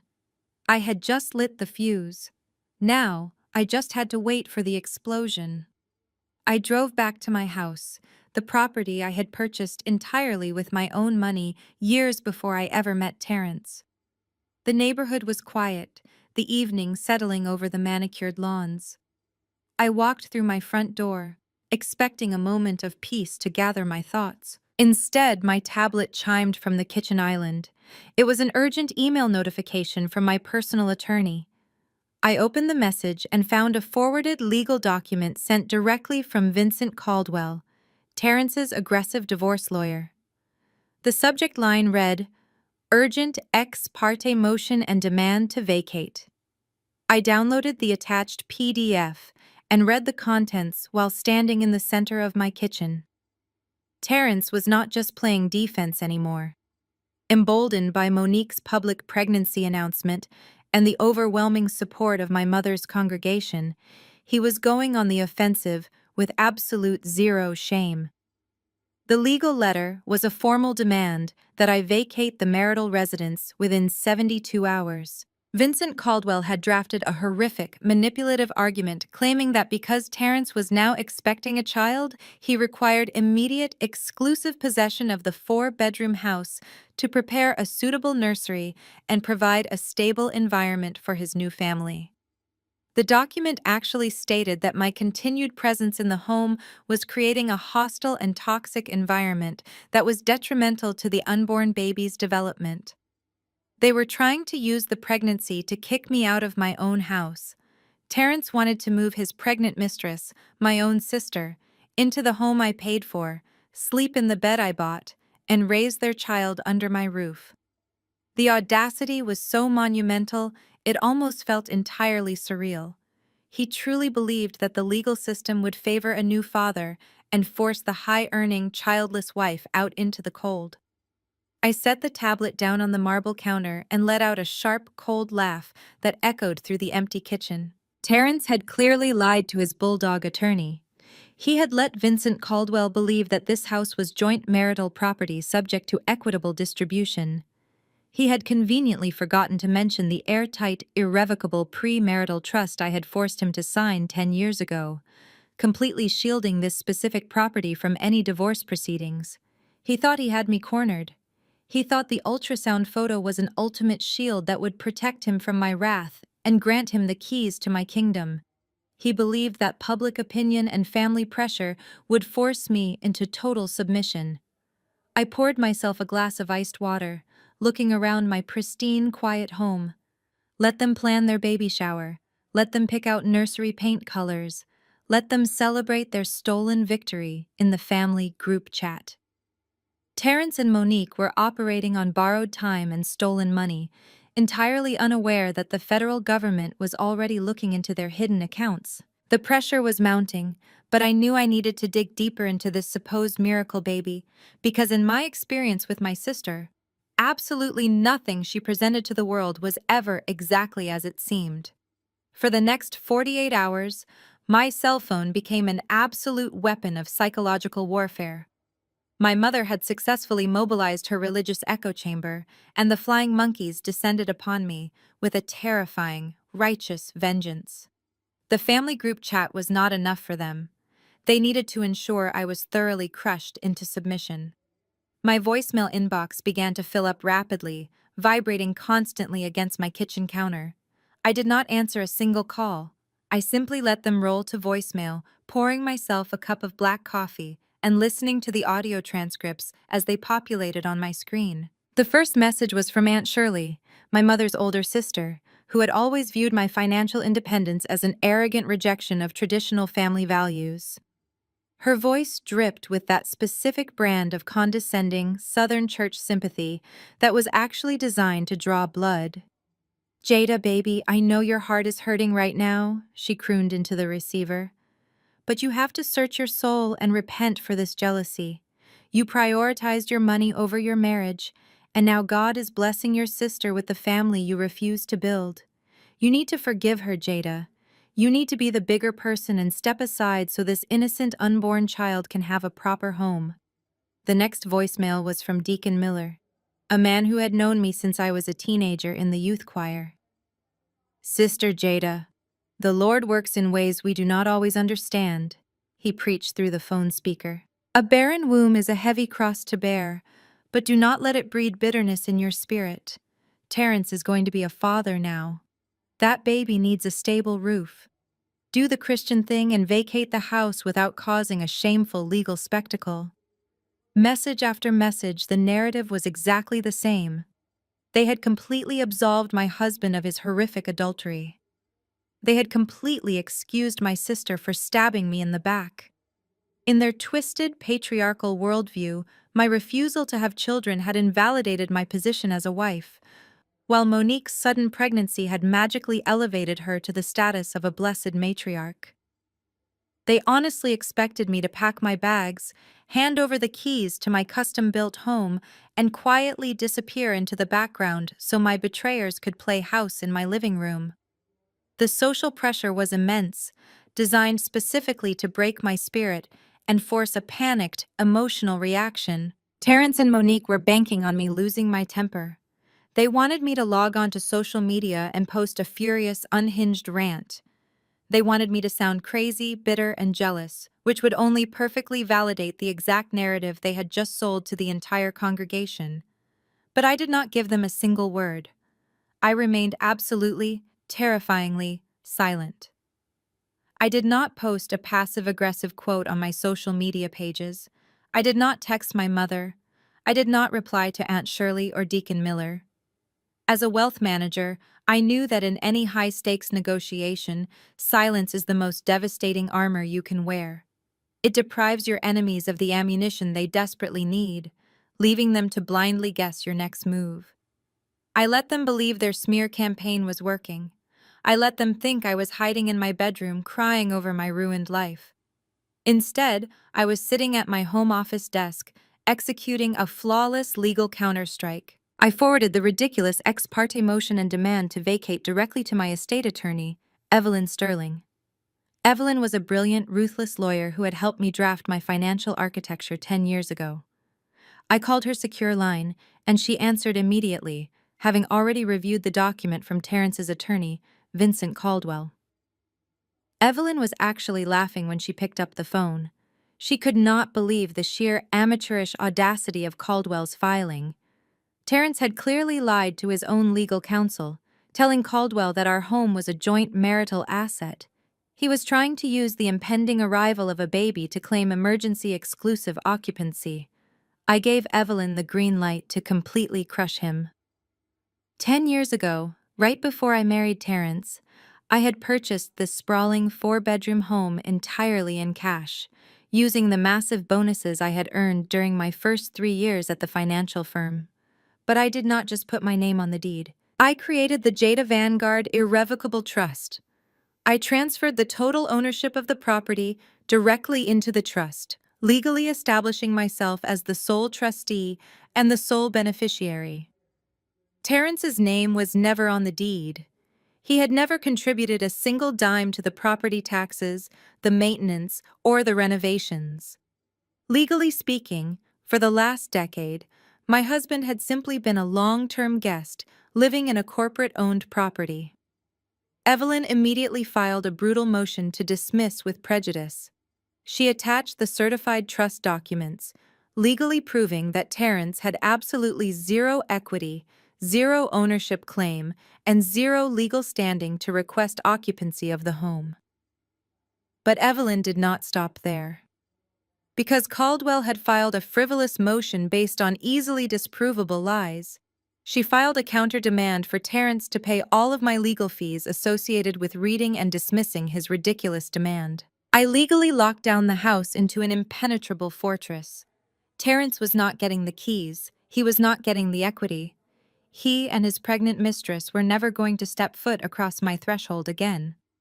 The eviction threat was completely neutralized, leaving them scrambling for a place to live. With my physical sanctuary secured, I turned my attention back to the weapon my sister had used to turn my family against me. The miracle baby. I sat back in my leather office chair and picked up my tablet. I opened the family group chat and tapped on the high-resolution ultrasound photograph Monique had proudly posted. I cast the image directly onto my massive, 32-inch high-definition desktop monitor. The grainy, black-and-white medical scan filled the entire screen. For 35 years, I had watched Monique manipulate our mother, our relatives, and eventually her own husband. My sister never did anything that required genuine effort or physical sacrifice. She hated gaining weight, she hated physical discomfort. The idea of her willingly ruining her surgically enhanced, perfectly contoured body with a real pregnancy felt incredibly out of character. She was deeply vain and obsessed with her physical appearance. Yet, here was a sonogram, complete with her name typed neatly in the top left corner. I leaned forward, my eyes scanning the digital artifact with the exact same ruthless precision I used to audit fraudulent corporate tax returns. I ignored the shadowy shape of the fetus in the center and focused entirely on the metadata printed along the outer edges of the scan. Medical imaging software automatically stamps specific, unalterable data onto every single frame. I looked at the top right corner. The printed date of the ultrasound was September 12th. My analytical mind immediately snagged on that specific date. Something about the timeline felt fundamentally wrong. I pulled up the calendar application on my phone and started doing the math. If she was 12 weeks pregnant today, the date of conception would have been sometime in early August. That timeline perfectly aligned with their secret trips to Miami. But that was not what was bothering me. It was the date of the scan itself, September 12th. I minimized the ultrasound photo and quickly opened the encrypted digital folder containing the massive forensic financial audit Greg and I had compiled at the coffee shop. I opened the master spreadsheet detailing every single stolen dollar from Desmond Consulting, the secret shell limited liability company Terrence and Monique had created. I scrolled rapidly down the list of fraudulent vendor payouts, searching for September 12th. My breath caught in my throat. I stopped scrolling. There it was. On September 12th, the exact same day Monique supposedly had this emotional, life-changing ultrasound appointment, the Shell Company credit card had been charged for a massive, unexplainable expense. It was not a charge for an obstetrician. It was not a copay for a maternal fetal medicine specialist. It was a cleared transaction for $28,000. I stared at the staggering number, my pulse pounding loudly in my ears. $28,000 is not the cost of a routine prenatal checkup. It is not the cost of a standard medical consultation. That specific financial figure belonged to the world of elective, high-end private medicine. I looked back at the ultrasound photo on my monitor. I looked at the font used to spell out Monique's name in the corner. I squinted, leaning inches away from the glass screen. The pixels around her printed name looked slightly blurred, while the rest of the text on the scan was razor-sharp. It was incredibly subtle, but to an eye trained to catch forged financial signatures, the digital manipulation was glaringly obvious. My sister had not gone to a prenatal clinic on September 12th. She had gone somewhere else entirely, and she had used $28,000 of stolen corporate funds to pay for it. The miracle baby that had turned my entire family against me was nothing more than a desperate, digital illusion. The smear campaign was built on a massive, expensive lie, and I was about to find the exact receipt that would expose her fraud to the entire world. I did not blink. I stared at the $28,000 transaction line item until the numbers seemed to burn themselves directly into my retinas. The vendor name listed next to the massive charge was abbreviated as AE Aesthetics Institute. It sounded incredibly vague, perfectly designed to look like a standard corporate consulting expense to an untrained eye scanning a ledger. But I was not an untrained eye. I opened a new browser tab and ran a deep web search on the vendor identification number attached to that specific transaction. It took less than 2 minutes to bypass the corporate abbreviation and pull the actual registered business license. AE Aesthetics Institute was not a consulting firm. It was the parent billing company for an ultra-exclusive, high-profile plastic surgery center located right in the heart of Miami. It was the exact same city where Terrence and my sister had been conducting their secret affair. I clicked on the clinic's public website. The homepage was plastered with images of perfectly contoured models lounging by pristine infinity pools. I navigated to their list of surgical services and scanned the premium pricing tiers. $28,000 was their exact baseline package for a comprehensive, full-body cosmetic revision. The surgical procedure included aggressive liposuction, an abdominal tuck, and custom contouring implants. The truth hit me with the force of a freight train. Monique was not pregnant. She had never been pregnant. While she was claiming to be suffering from severe morning sickness and asking our mother for daily prayers in the group chat, she was actually recovering from a massive, highly invasive cosmetic surgery. A surgery funded entirely by the money she and Terrence had systematically embezzled from Greg's commercial real estate company. Everything instantly clicked into place. The timeline of her sudden disappearance from social media, her supposed fatigue, and her refusal to leave my mother's house for the last 2 weeks perfectly aligned with a standard post-operative recovery window. She needed a reason to be bloated, to be resting in bed all day, and to demand constant sympathy from the people around her without raising any suspicions about her physical condition. But to completely destroy her fake narrative, I needed undeniable proof that the ultrasound image itself was a digital forgery. The clinic receipt proved she spent stolen corporate money on a mommy makeover, but the deeply religious members of my extended family would still need to see the exact origin of that baby picture before they believed a single word against her. They were highly conditioned to protect the golden child at all costs. I returned to the high-resolution ultrasound image saved on my desktop monitor. I opened a sophisticated photo editing application and meticulously cropped the image, completely cutting out the poorly blurred text where Monique had aggressively stamped her own name. I wanted the raw, unaltered pixels of the medical scan. I uploaded the cropped image into a premium reverse image search database, a professional tool I frequently use to verify the authenticity of corporate assets during major financial mergers. The search engine initiated its scan, scouring billions of indexed photographs across the internet. A green progress bar ticked slowly across my screen. 10%, 50%, 90%.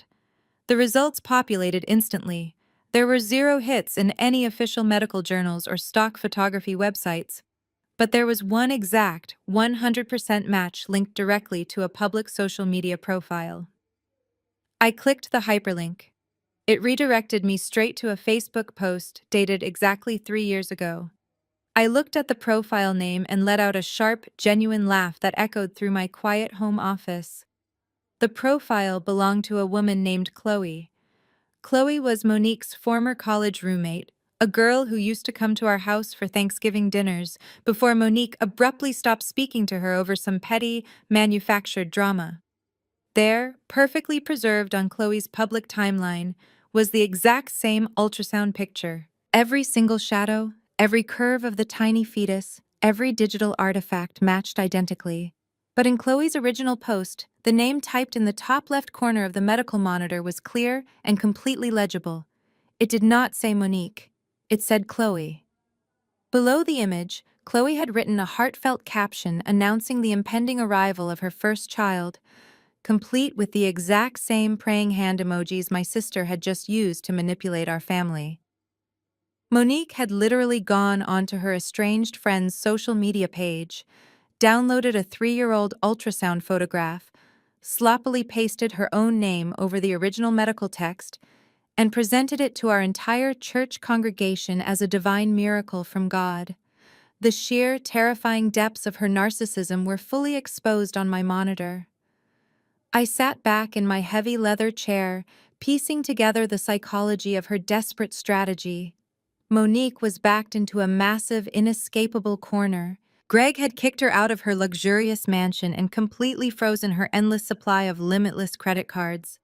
Terrence had just discovered that his forged loan application was blocked and that his access to my wealth was permanently severed. They were both functionally broke, homeless, and staring down the barrel of a massive public scandal. Monique knew that the second the truth about the affair and the embezzlement came out, our mother would finally be forced to abandon her. Brenda cared about her prestigious church status more than anything else in the world, and shielding a cheating, thieving daughter who destroyed a successful marriage would permanently destroy her social standing. Monique needed an ultimate, impenetrable shield. She needed something that would force Brenda to fiercely protect her, something that would command the church elders to surround her with sympathy, and something that would legally pressure me into backing off my divorce terms. A fake pregnancy was the perfect weapon. In my mother's deeply traditional patriarchal worldview, an unborn child erased all previous sins. It turned Monique from a home-wrecking thief into a vulnerable, expectant mother who required immediate shelter and financial support. It also conveniently bound Terrence to her, ensuring he would not panic and abandon her when the federal authorities inevitably came knocking on their door. She had successfully manipulated over 40 people in a matter of minutes. She had completely weaponized my family's religious beliefs against me, twisting their faith to secure her own survival. She truly thought she was an absolute genius playing a flawless game of chess. But she had made a fatal miscalculation. She assumed I would react with pure emotion. She assumed I would cry, scream, and throw a very public tantrum in the group chat that would only validate her claims that I was unstable and bitterly jealous. She never considered the fact that I would respond with cold, forensic precision. I took meticulous, time-stamped screenshots of Chloe's original Facebook post.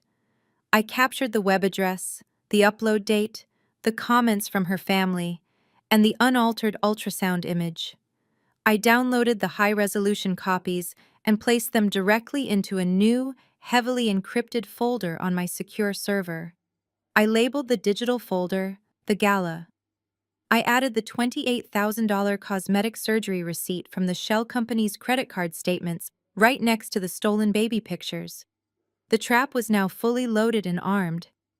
I had the financial evidence to completely destroy their freedom, and I had the digital evidence to entirely obliterate their social standing. Every single lie they had told to isolate me was now fully documented and ready to be weaponized on a massive scale. I shut down my computer monitors and walked out of my home office. The house was completely silent, providing a stark contrast to the chaotic storm currently raging in my extended family's group chat. I walked into my spacious kitchen, poured the rest of my cold coffee down the sink, and poured myself a tall glass of expensive red wine. I took a slow sip, letting the rich, bold flavor settle on my tongue. For my entire life, Brenda had demanded that I step aside and make room for Monique. She had demanded that I lower my voice, shrink my ambitions, and sacrifice my own hard-earned happiness to keep my sister comfortable. Now, Brenda was demanding that I hand over my own home for the sake of a fake baby. I was officially done shrinking. I was done sacrificing myself on the altar of family peace. If my family wanted a public spectacle, I was going to give them a performance they would never, ever forget. I was going to let them buy the expensive baby shower gifts. I was going to let Terrence brag to his corporate friends about his newfound fatherhood. I was going to let my mother parade my sister around the church congregation like a glowing symbol of divine grace. I was going to let them climb all the way to the very top of their delusional pedestal, because the higher they climbed, the harder they were going to hit the concrete when I finally pulled the rug out from under them, and I knew exactly where and when I was going to do it. The family reunion gala was rapidly approaching, and I was going to ensure it was the most memorable event our family had ever hosted. 2 weeks had passed since I discovered the $28,000 cosmetic surgery receipt and the stolen ultrasound photograph. The highly anticipated family reunion gala was now exactly 48 hours away.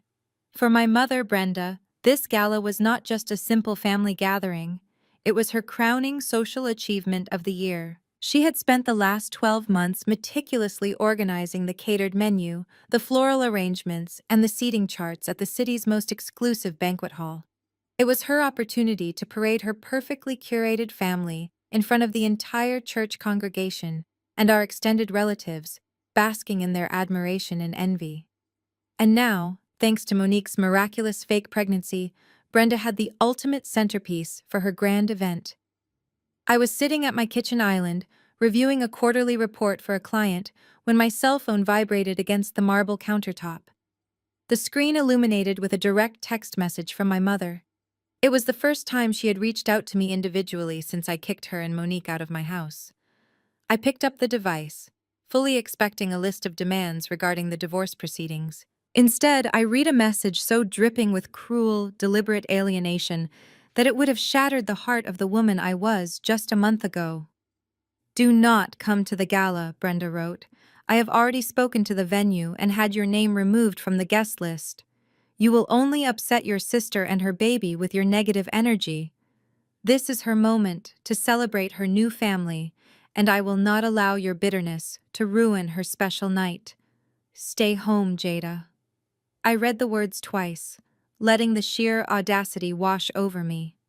She was officially disinviting her eldest daughter from a family reunion to protect the fragile feelings of the daughter who had just destroyed my marriage.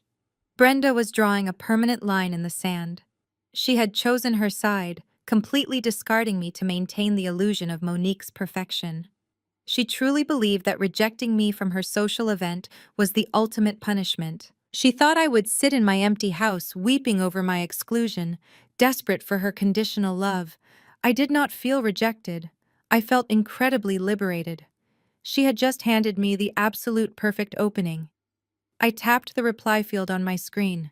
I did not argue. I did not ask for an explanation or demand my rightful place at the table. I simply typed a brief, chilling response that I knew would send a ripple of intense anxiety right down her spine. "I would not miss it for the world," I replied. "I have a very special gift for the parents-to-be." I hit send and immediately switched my phone to airplane mode, completely cutting off whatever frantic, demanding response she was inevitably going to fire back. I did not care about her guest list. I did not care about her venue security. I was a senior wealth manager who negotiated multi-million-dollar acquisitions for breakfast. A pair of rented security guards at a banquet hall door were not going to stop me from delivering my final presentation. The next morning, 24 hours before the gala, I drove downtown to finalize the absolute destruction of my husband and my sister. I parked in the underground VIP garage of a massive glass skyscraper and took the private elevator directly to the top floor. This was the headquarters of Greg's elite corporate legal team. The receptionist recognized me immediately and escorted me into a sprawling, soundproof conference room overlooking the city harbor. Greg was already sitting at the head of the massive mahogany table, flanked by three of the most ruthless, expensive corporate litigators in the state. Greg looked like a man who had not slept in days, but his eyes were bright with a dangerous, predatory anticipation. The shattered, heartbroken husband was entirely gone. In his place was a titan of industry, preparing to liquidate a massive liability. We got right down to business. The lead attorney slid a thick, bound legal dossier across the polished wood toward me. It was the finalized federal subpoena. The authorities had taken the financial evidence I provided to the police precinct, corroborated it with Greg's internal corporate audit, and authorized an immediate, sweeping federal injunction. The documents were breathtaking in their thoroughness. The federal court had officially frozen every single bank account associated with Desmond Consulting. They had placed an absolute legal lock on the luxury downtown condominium Terrence and Monique had purchased with our stolen funds.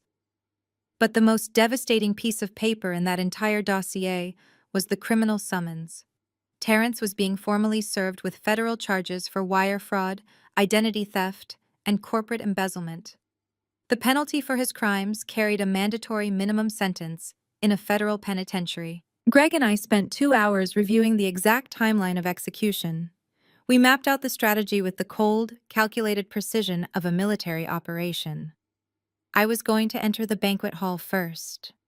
I would take the stage, expose the fake pregnancy, and publicly deliver the federal subpoena directly into Terrence's hands. The sheer shock of the public exposure would paralyze them. Then, Greg would make his entrance. He would walk into the room with his corporate attorneys and serve Monique with a devastating civil lawsuit for corporate fraud, officially stripping her of every single asset she possessed and leaving her with absolutely nothing. "Everything is locked and loaded," Greg said, his voice a low, terrifying rumble as he closed the master file. "My team has already coordinated with the venue management. We own the building for the night. Nobody is stopping you from getting on that stage, Jada." I looked at Greg, feeling a profound sense of mutual respect. We had both been taken for granted. We had both been used as human ATMs by two incredibly selfish, arrogant parasites. But tomorrow night, the bank was foreclosing on them both. I left the law firm and drove straight to an upscale boutique in the high-end shopping district. If I was going to stand in front of 150 people and burn my family's toxic legacy to the ground, I was going to look absolutely flawless doing it. I spent an hour working with a private stylist. I did not want a dress that screamed for attention. I wanted a garment that radiated absolute power, control, and untouchable wealth. I selected a stunning, tailored emerald green gown. The color was rich, vibrant, and incredibly sharp. It fit my body with architectural precision. I paired it with a pair of classic diamond drop earrings and sleek, towering black stiletto heels. I wanted Terrence to look at me and immediately realize the massive, irreplaceable caliber of the woman he had just thrown away. I wanted Monique to look at me and feel her deep, pathetic insecurities rise up and choke her. I returned to my pristine, quiet home as the sun began to set on the eve of the gala. I walked into my home office and prepared my gift. I took the thick, terrifying federal subpoena and slid it carefully into a high-quality, heavy manila envelope. I sealed the clasp tight. Next, I took the high-resolution screenshots of Chloe's original Facebook ultrasound post, along with the massive $28,000 cosmetic surgery receipt from the Miami clinic. I loaded those specific digital files onto a secure, encrypted flash drive.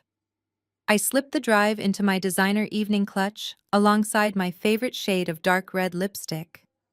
The house was completely silent. I stood in the center of my massive living room, looking around at the beautiful life I had built with my own 2 hands. For 35 years, I had allowed my mother to convince me that I was somehow defective because I did not cater to her golden child. I had allowed my husband to make me feel guilty for my ambition and my success.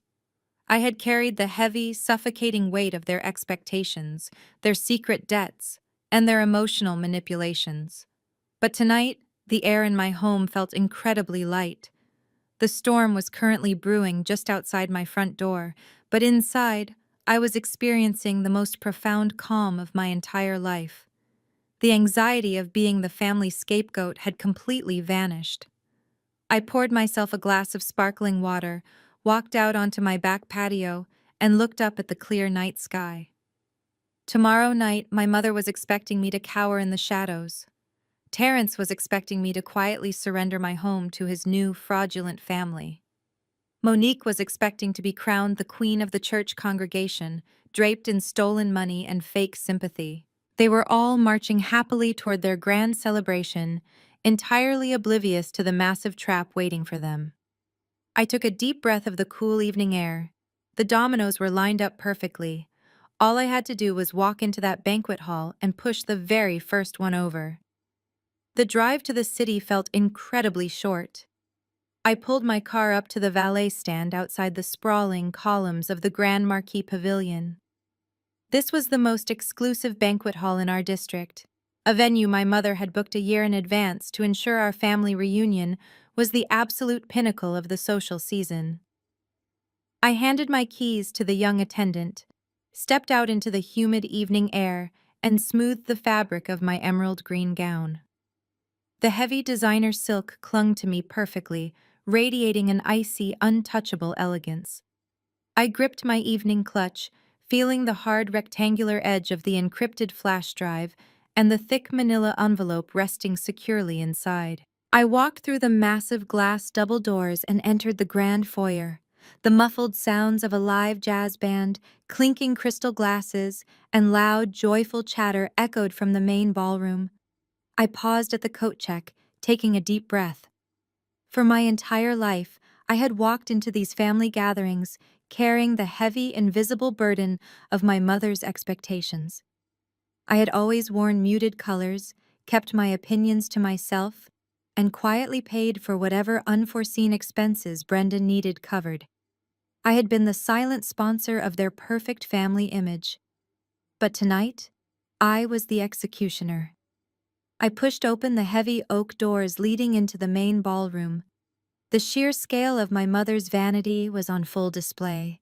Massive centerpieces of white roses and imported orchids sat on 30 round tables. Over 150 relatives, church members, and influential family friends were dressed in their absolute best, sipping expensive champagne under the glow of 3 massive crystal chandeliers.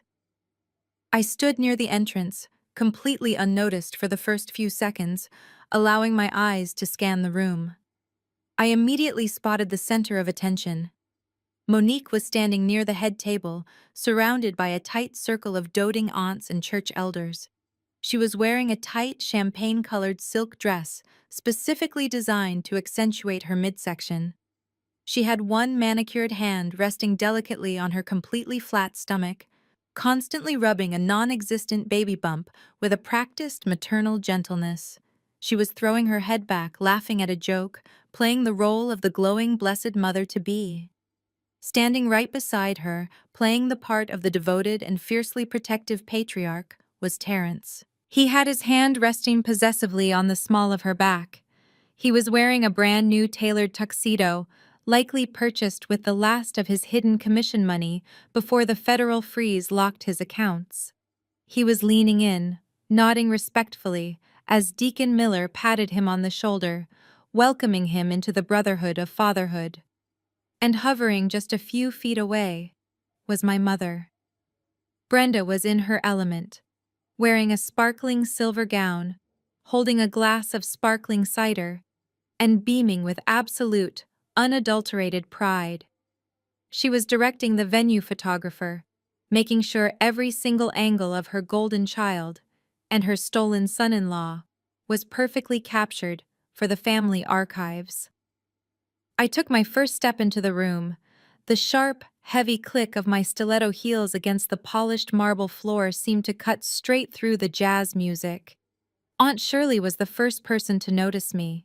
She was standing near the dessert fountain, holding a plate of appetizers. Ew. She turned her head, her eyes widening in absolute shock as she took in my appearance.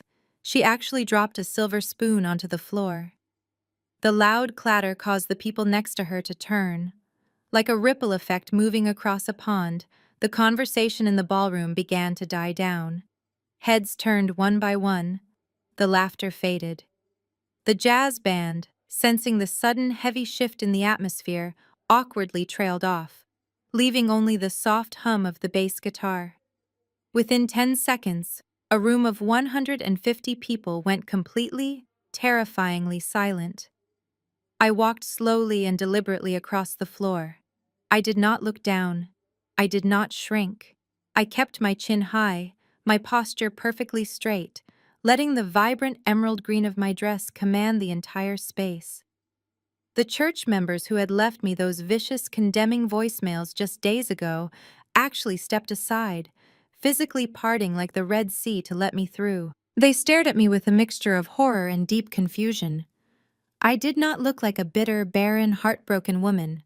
I looked like a queen walking into a room she entirely owned. Brenda finally turned around. The proud, beaming smile instantly fell from her face, replaced by a mask of sheer panic and furious indignation. The blood rushed to her cheeks, turning her makeup a harsh, mottled red. She shoved her glass into the hands of a nearby waiter and marched directly toward me, determined to intercept me before I could reach the front of the room. "Jada!" Brenda hissed, her voice a harsh, venomous whisper designed not to echo. "What on earth are you doing here? I explicitly told you that you were banned from this event. You are going to ruin your sister's night. Turn around and walk out those doors right now before I have the venue security forcefully remove you." I did not stop walking. I did not even break my stride. As she stepped directly into my path, I simply sidestepped her with effortless grace, treating her like a minor piece of misplaced furniture. "Excuse me, Mother," I said quietly, my voice carrying the cold, slicing edge of a steel blade. "I have a toast to make." Brenda gasped, reaching out to grab my arm, but I was already past her. Terrence had finally spotted me. The smug, confident smile on his face completely collapsed. His hand dropped away from Monique's waist. He took a terrified step backward, bumping into the head table. Monique turned, saw me approaching the stage, and her face instantly drained of all color. The fake maternal glow completely vanished, replaced by the panicked realization that her primary victim was no longer playing by the rules. I walked up the 3 short steps to the elevated stage. The venue's master of ceremonies, a man hired by my mother to run the timeline, was standing frozen near the podium. I reached out, took the microphone directly from his trembling hand, and gave him a polite smile that sent him scurrying off the stage entirely. I stepped up to the acrylic podium. Right behind me was a massive, high-definition projector screen that had been displaying a rotating slideshow of our family's history. I reached into my clutch, pulled out the encrypted flash drive, and plugged it directly into the podium's master media console. I tapped the microphone twice. The sharp, amplified thumps echoed like gunshots through the massive banquet hall. Every single eye in the room was locked onto me. "Good evening, family," I said. My voice was incredibly steady, perfectly modulated, and projected with absolute authority. "I know my presence here tonight is a surprise to many of you. Over the last 2 weeks, I have received dozens of voicemails and messages from the people in this room, demanding that I step aside gracefully. You were told that my marriage ended because I prioritized my career over my husband. You were told that I was a cold, bitter woman who denied Terrence a family, and that my sister Monique simply answered a divine calling to provide him with the child he so desperately deserved." I paused, letting the heavy, uncomfortable silence stretch across the room. I looked directly at Deacon Miller, who was staring at the floor, and then at Aunt Shirley, who was gripping her purse like a lifeline.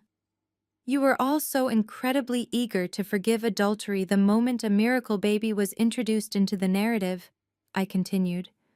"You were so desperate to protect the family image that you completely ignored the betrayal.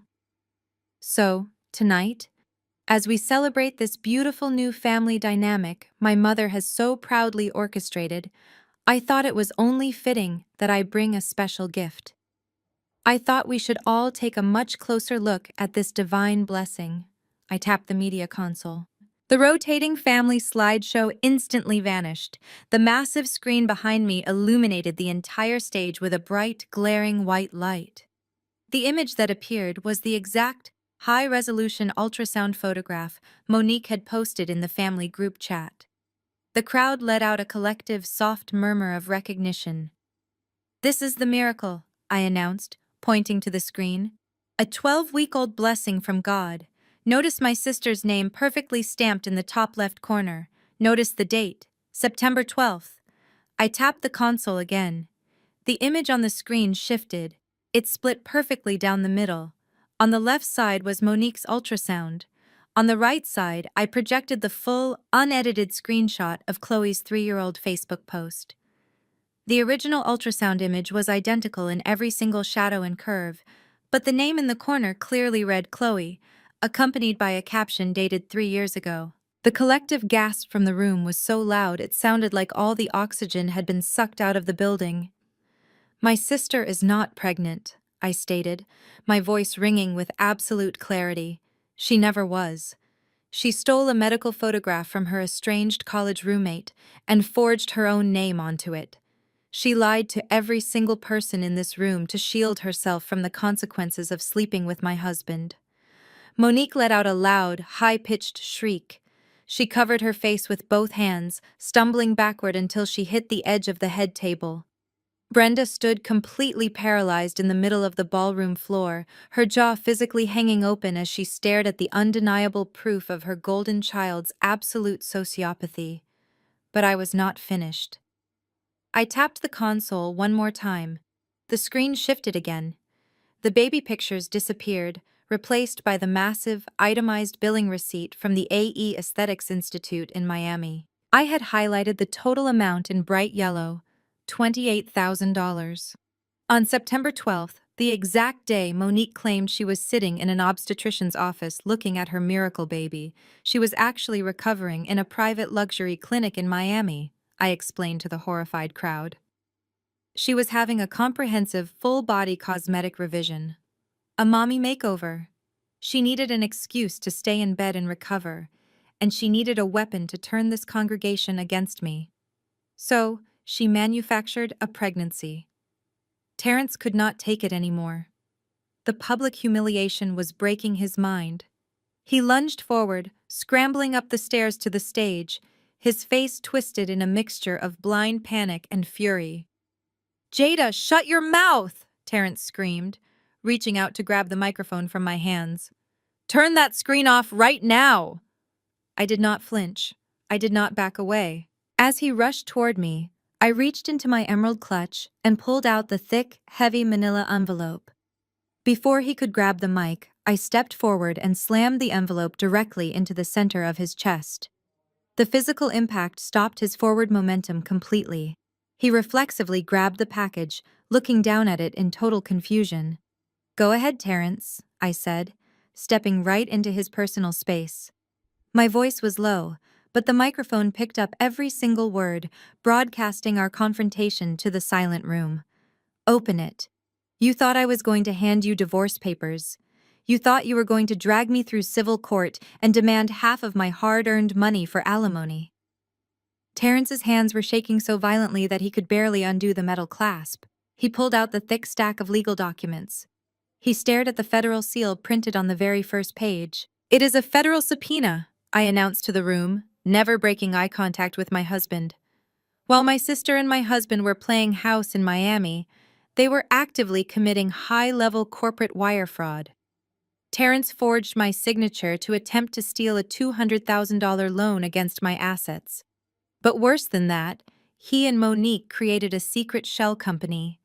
I turned back to the crowd, my eyes finding the terrified faces of my relatives. They embezzled over $300,000 from Monique's husband's commercial real estate firm. They systematically stole that money to purchase a secret, all-cash luxury condominium downtown, where they planned to live happily ever after, once they drained both of their spouses dry. They are not just liars and adulterers. They are federal criminals. The heavy legal documents slipped right through Terrence's trembling fingers. The pages scattered across the wooden floor of the stage. He fell to his knees, his entire body shaking, realizing that his entire life, his freedom, and his future had just been completely obliterated in front of 150 witnesses. The ballroom was so entirely quiet that I could actually hear the sound of my mother hyperventilating near the front row. The perfect, untouchable facade of my family had been burned to the ground. But the execution was not over, because right on cue, the massive double doors at the back of the banquet hall swung open violently, and the final nail in their coffin arrived. The heavy double mahogany doors at the back of the banquet hall swung open with a resounding crash that echoed over the absolute silence of the room. Every head in the congregation snapped toward the entrance. Walking through the archway, flanked by three imposing men in sharp charcoal suits, was Greg. The wealthy, composed commercial real estate developer marched down the center aisle of the ballroom with the terrifying, undeniable presence of a predator cornering its prey. He did not look at the floral centerpieces. He did not look at the terrified church elders. His cold, unblinking gaze was locked entirely on his wife. Monique let out a pathetic, strangled whimper. She scrambled backward, her high heels catching on the hem of her champagne silk dress, nearly pulling the entire tablecloth down with her as she tried to put distance between herself and the man she had robbed. Greg stopped right in front of the head table, blocking her only path of escape. He did not scream. He did not raise his voice. He spoke with the chilling, measured cadence of an executive liquidating a bankrupt asset. "I told you to leave my house," Greg said, his voice carrying perfectly across the silent ballroom. "But I did not tell you that I was finished with you." One of the corporate attorneys stepped forward, holding a massive stack of legal documents bound by a thick blue legal strap. He did not hand them to Monique politely. He dropped them directly onto the table right in front of her. The heavy thud made the crystal champagne flutes rattle violently against the fine china. "Those are civil lawsuits," Greg announced to the stunned crowd, completely exposing her to the people she desperately wanted to impress. "You are being officially sued for corporate fraud, grand larceny, and breach of fiduciary duty. Every single designer bag you own, every piece of jewelry I ever bought you, and every dollar you think you are going to get in our divorce is currently frozen by a federal judge." Monique dropped to her knees right there on the polished marble floor. She reached out, grabbing the perfectly creased fabric of Greg's suit trousers, sobbing hysterically. "Greg, please," she begged, her voice cracking into a high-pitched wail. "I am your wife. You cannot leave me with nothing. I have nowhere to go. Please do not do this to me in front of everyone." Greg looked down at her, his expression completely devoid of mercy. "You stopped being my wife the second you decided to fund your affair with my company's money," he replied coldly. He stepped backward, physically tearing his pant leg from her desperate grip. "You have absolutely nothing." Greg turned his back on her, gave me a single respectful nod of solidarity from across the room, and walked right back out the double doors with his legal team. He left my sister sobbing in a crumpled heap on the floor, stripped of her marriage, her wealth, and her entire fake identity. The reality of the slaughter finally broke my mother out of her paralyzed shock. Brenda could not handle the destruction of her perfect social image. The church congregation she had spent decades trying to impress was currently watching her golden child writhe on the floor like a common criminal. Her entire world was imploding, and in her deeply narcissistic mind, there was only one person to blame. Brenda spun around and marched toward the stage, her face twisted into a mask of pure, unadulterated hatred. She pointed a trembling finger right at my face. "You monster!" Brenda screamed, her voice tearing through the quiet room like a jagged saw. "You evil, vindictive girl! You ruined our family name forever. How could you do this to your own blood? How could you humiliate us in front of our church community? You are dead to me, Jada. You are completely dead to me." I stood behind the acrylic podium, looking down at the woman who had spent 35 years demanding my financial sacrifice while offering absolutely zero maternal protection in return. I did not feel a single ounce of sadness. I did not feel the familiar, suffocating guilt she had weaponized against me my entire life. I felt absolutely nothing but the cold, hard steel of my own independence. I reached into my emerald green clutch one final time. I pulled out a single folded sheet of thick, watermarked paper. I stepped down from the stage, walking directly toward my mother until I was standing just inches away from her furious, flushed face. You love to talk about sacrifice, Mother, I said quietly, ensuring only she and the immediate front row of church elders could hear my exact words. You love to talk about what we owe this family, so let us talk about your house. Brenda flinched. The screaming instantly stopped. A sudden, terrifying flash of recognition darted across her eyes. 5 years ago, I continued, my voice steady and completely relentless. You took out massive secret loans to fund a lifestyle you absolutely could not afford, just to prove to the women in this church that you were wealthy. When the bank initiated foreclosure proceedings, you came to my office crying.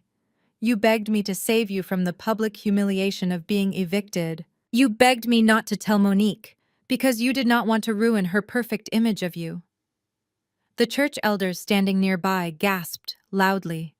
Aunt Shirley covered her mouth with both hands, her eyes wide with absolute shock. Brenda started to shake, her confident posture crumbling into a terrified slump. I wrote a check for $300,000 that day, I stated, holding the document up in the bright light of the chandeliers. I paid off your entire mortgage in full. But I did not just pay the bank. I transferred the deed of that property into a private subsidiary trust controlled entirely by me. For 5 years, you have been living rent-free in a house that I own. Brenda opened her mouth to speak, but no words came out. She was completely trapped by her own massive hypocrisy. 2 days ago, you stood in my living room and threatened to excommunicate me from this family to protect the people who were actively destroying my life, I said, leaning in slightly. You demanded that I vacate my own home so your cheating daughter could have a place to live. Since you clearly believe that family members should sacrifice their homes for the sake of an illusion, I am sure you will not mind making a sacrifice of your own. I pressed the folded document directly against her chest. She reflexively brought her trembling hands up to hold it. That is a formal, legally binding 30-day notice to vacate the premises, I told her. The property has already been listed for sale. You have exactly 1 month to pack your things and get out of my house. Brenda let out a soft, hollow gasp. Her legs gave out completely, and she collapsed into a nearby dining chair, clutching the eviction notice to her chest as she stared blankly at the floor. The matriarch who had ruled our family with an iron fist of guilt and manipulation was finally dethroned. I did not wait for an apology. I did not wait for the church members to offer their hypocritical prayers or their sudden fake sympathy. I turned my back on the entire ballroom. I walked down the center aisle, my stiletto heels clicking sharply against the marble floor, leaving the wreckage of my toxic family entirely behind me. I pushed open the heavy double doors, stepped out into the cool, refreshing night air, and handed my valet ticket to the attendant. The war was officially over, and I had won everything. The fallout from the gala was absolute, swift, and completely devastating. Terrence never made it back to his temporary motel room that night. He was intercepted by federal agents and formally indicted on multiple counts of wire fraud and identity theft.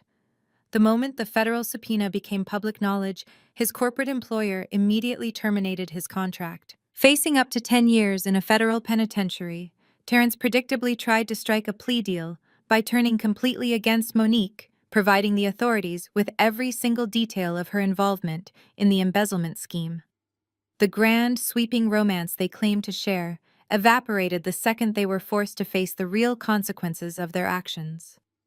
Monique found herself entirely abandoned. Greg finalized their divorce in record time. Thanks to his ironclad prenuptial agreement and the undeniable proof of her felony fraud, the judge awarded her absolutely zero alimony. Greg legally reclaimed every designer asset she possessed. Stripped of her luxury vehicles, her black cards, and her wealthy husband, my sister was forced to move into a cramped, noisy 2-bedroom apartment in a rundown neighborhood on the outskirts of the city. She had no college degree, no marketable skills, and a pending federal trial hanging over her head. The pampered golden child was finally forced to enter the real world. But the most poetic justice was reserved entirely for my mother. The public humiliation at the gala completely shattered Brenda's social standing. The church congregation, unable to ignore the massive scandal and the undeniable proof of her financial hypocrisy, quietly distanced themselves from her. Nobody offered to help her pack. Nobody offered her a place to stay. When her 30 days were up, Brenda was legally evicted from the sprawling suburban home she loved so much. With her credit ruined and her social circle destroyed, she had absolutely no choice but to move into that tiny, run-down apartment with Monique. The two most toxic, narcissistic women I had ever known were now permanently trapped in a small, suffocating space together, with nobody left to blame for their miserable existence but each other. As for me, I finalized my divorce exactly on my own terms. Vincent Caldwell, the aggressive, predatory lawyer Terrence had hired, dropped him as a client the exact moment the federal criminal charges hit the public record. My prenuptial trust held up flawlessly in court. I walked away from the marriage keeping 100% of my financial assets, my investment portfolios, and the absolute deed to my home. I did not just survive the ultimate betrayal. I surgically and ruthlessly removed every single toxic element from my life, protecting the empire I had built with my own hands. 6 months after the gala, I stood on the back balcony of my newly renovated home. The dark, heavy furniture that Terrence had preferred was completely gone, replaced by bright, airy spaces that reflected my own personal style. The evening air was incredibly warm and peaceful. I held a crystal glass of expensive red wine, looking out over the quiet, manicured landscaping of my backyard. I took a slow sip of the wine, reflecting on the absolute chaos of the past year. For my entire life, I had believed that family was defined entirely by bloodlines and mandatory loyalty. I had believed that loving someone meant constantly sacrificing my own peace to keep them comfortable. But standing there in the quiet sanctuary of my own making, I finally understood the truth. True family is not an obligation you are born into. It is about mutual respect, unwavering loyalty, and the profound peace that comes from walking entirely away from the people who continuously take you for granted. My cell phone rested on the glass patio table next to me. The screen suddenly lit up, vibrating softly against the surface. I looked down and saw a blocked number attempting to break through my security settings. It was my mother, trying to reach out for the 100th time since she was evicted, undoubtedly looking for another handout or a chance to manipulate her way back into my bank account. I did not feel angry. I did not feel sad. I simply reached over, pressed the power button, and turned the device completely off. The screen faded to black, returning the evening to its perfect, undisturbed tranquility. I leaned back against the railing, taking another sip of my wine as the stars began to appear in the night sky. Silence, I finally realized, was the absolute ultimate luxury, and I had paid for it in full. The most profound lesson I learned from this nightmare is that blood does not automatically make someone family. For years, I allowed my mother's expectations and my sister's entitlement to dictate my worth. I shrunk myself to keep the peace and funded my own disrespect. But the moment I stopped protecting the people who were actively destroying me, I found my true power. You cannot heal in the same environment that broke you, and you should never set yourself on fire just to keep toxic people warm. True liberation comes when you finally choose your own peace over their conditional approval. Have you ever had to walk away from toxic relatives to protect your peace? Share your story in the comments below, and please hit like and subscribe if you believe in reclaiming your power.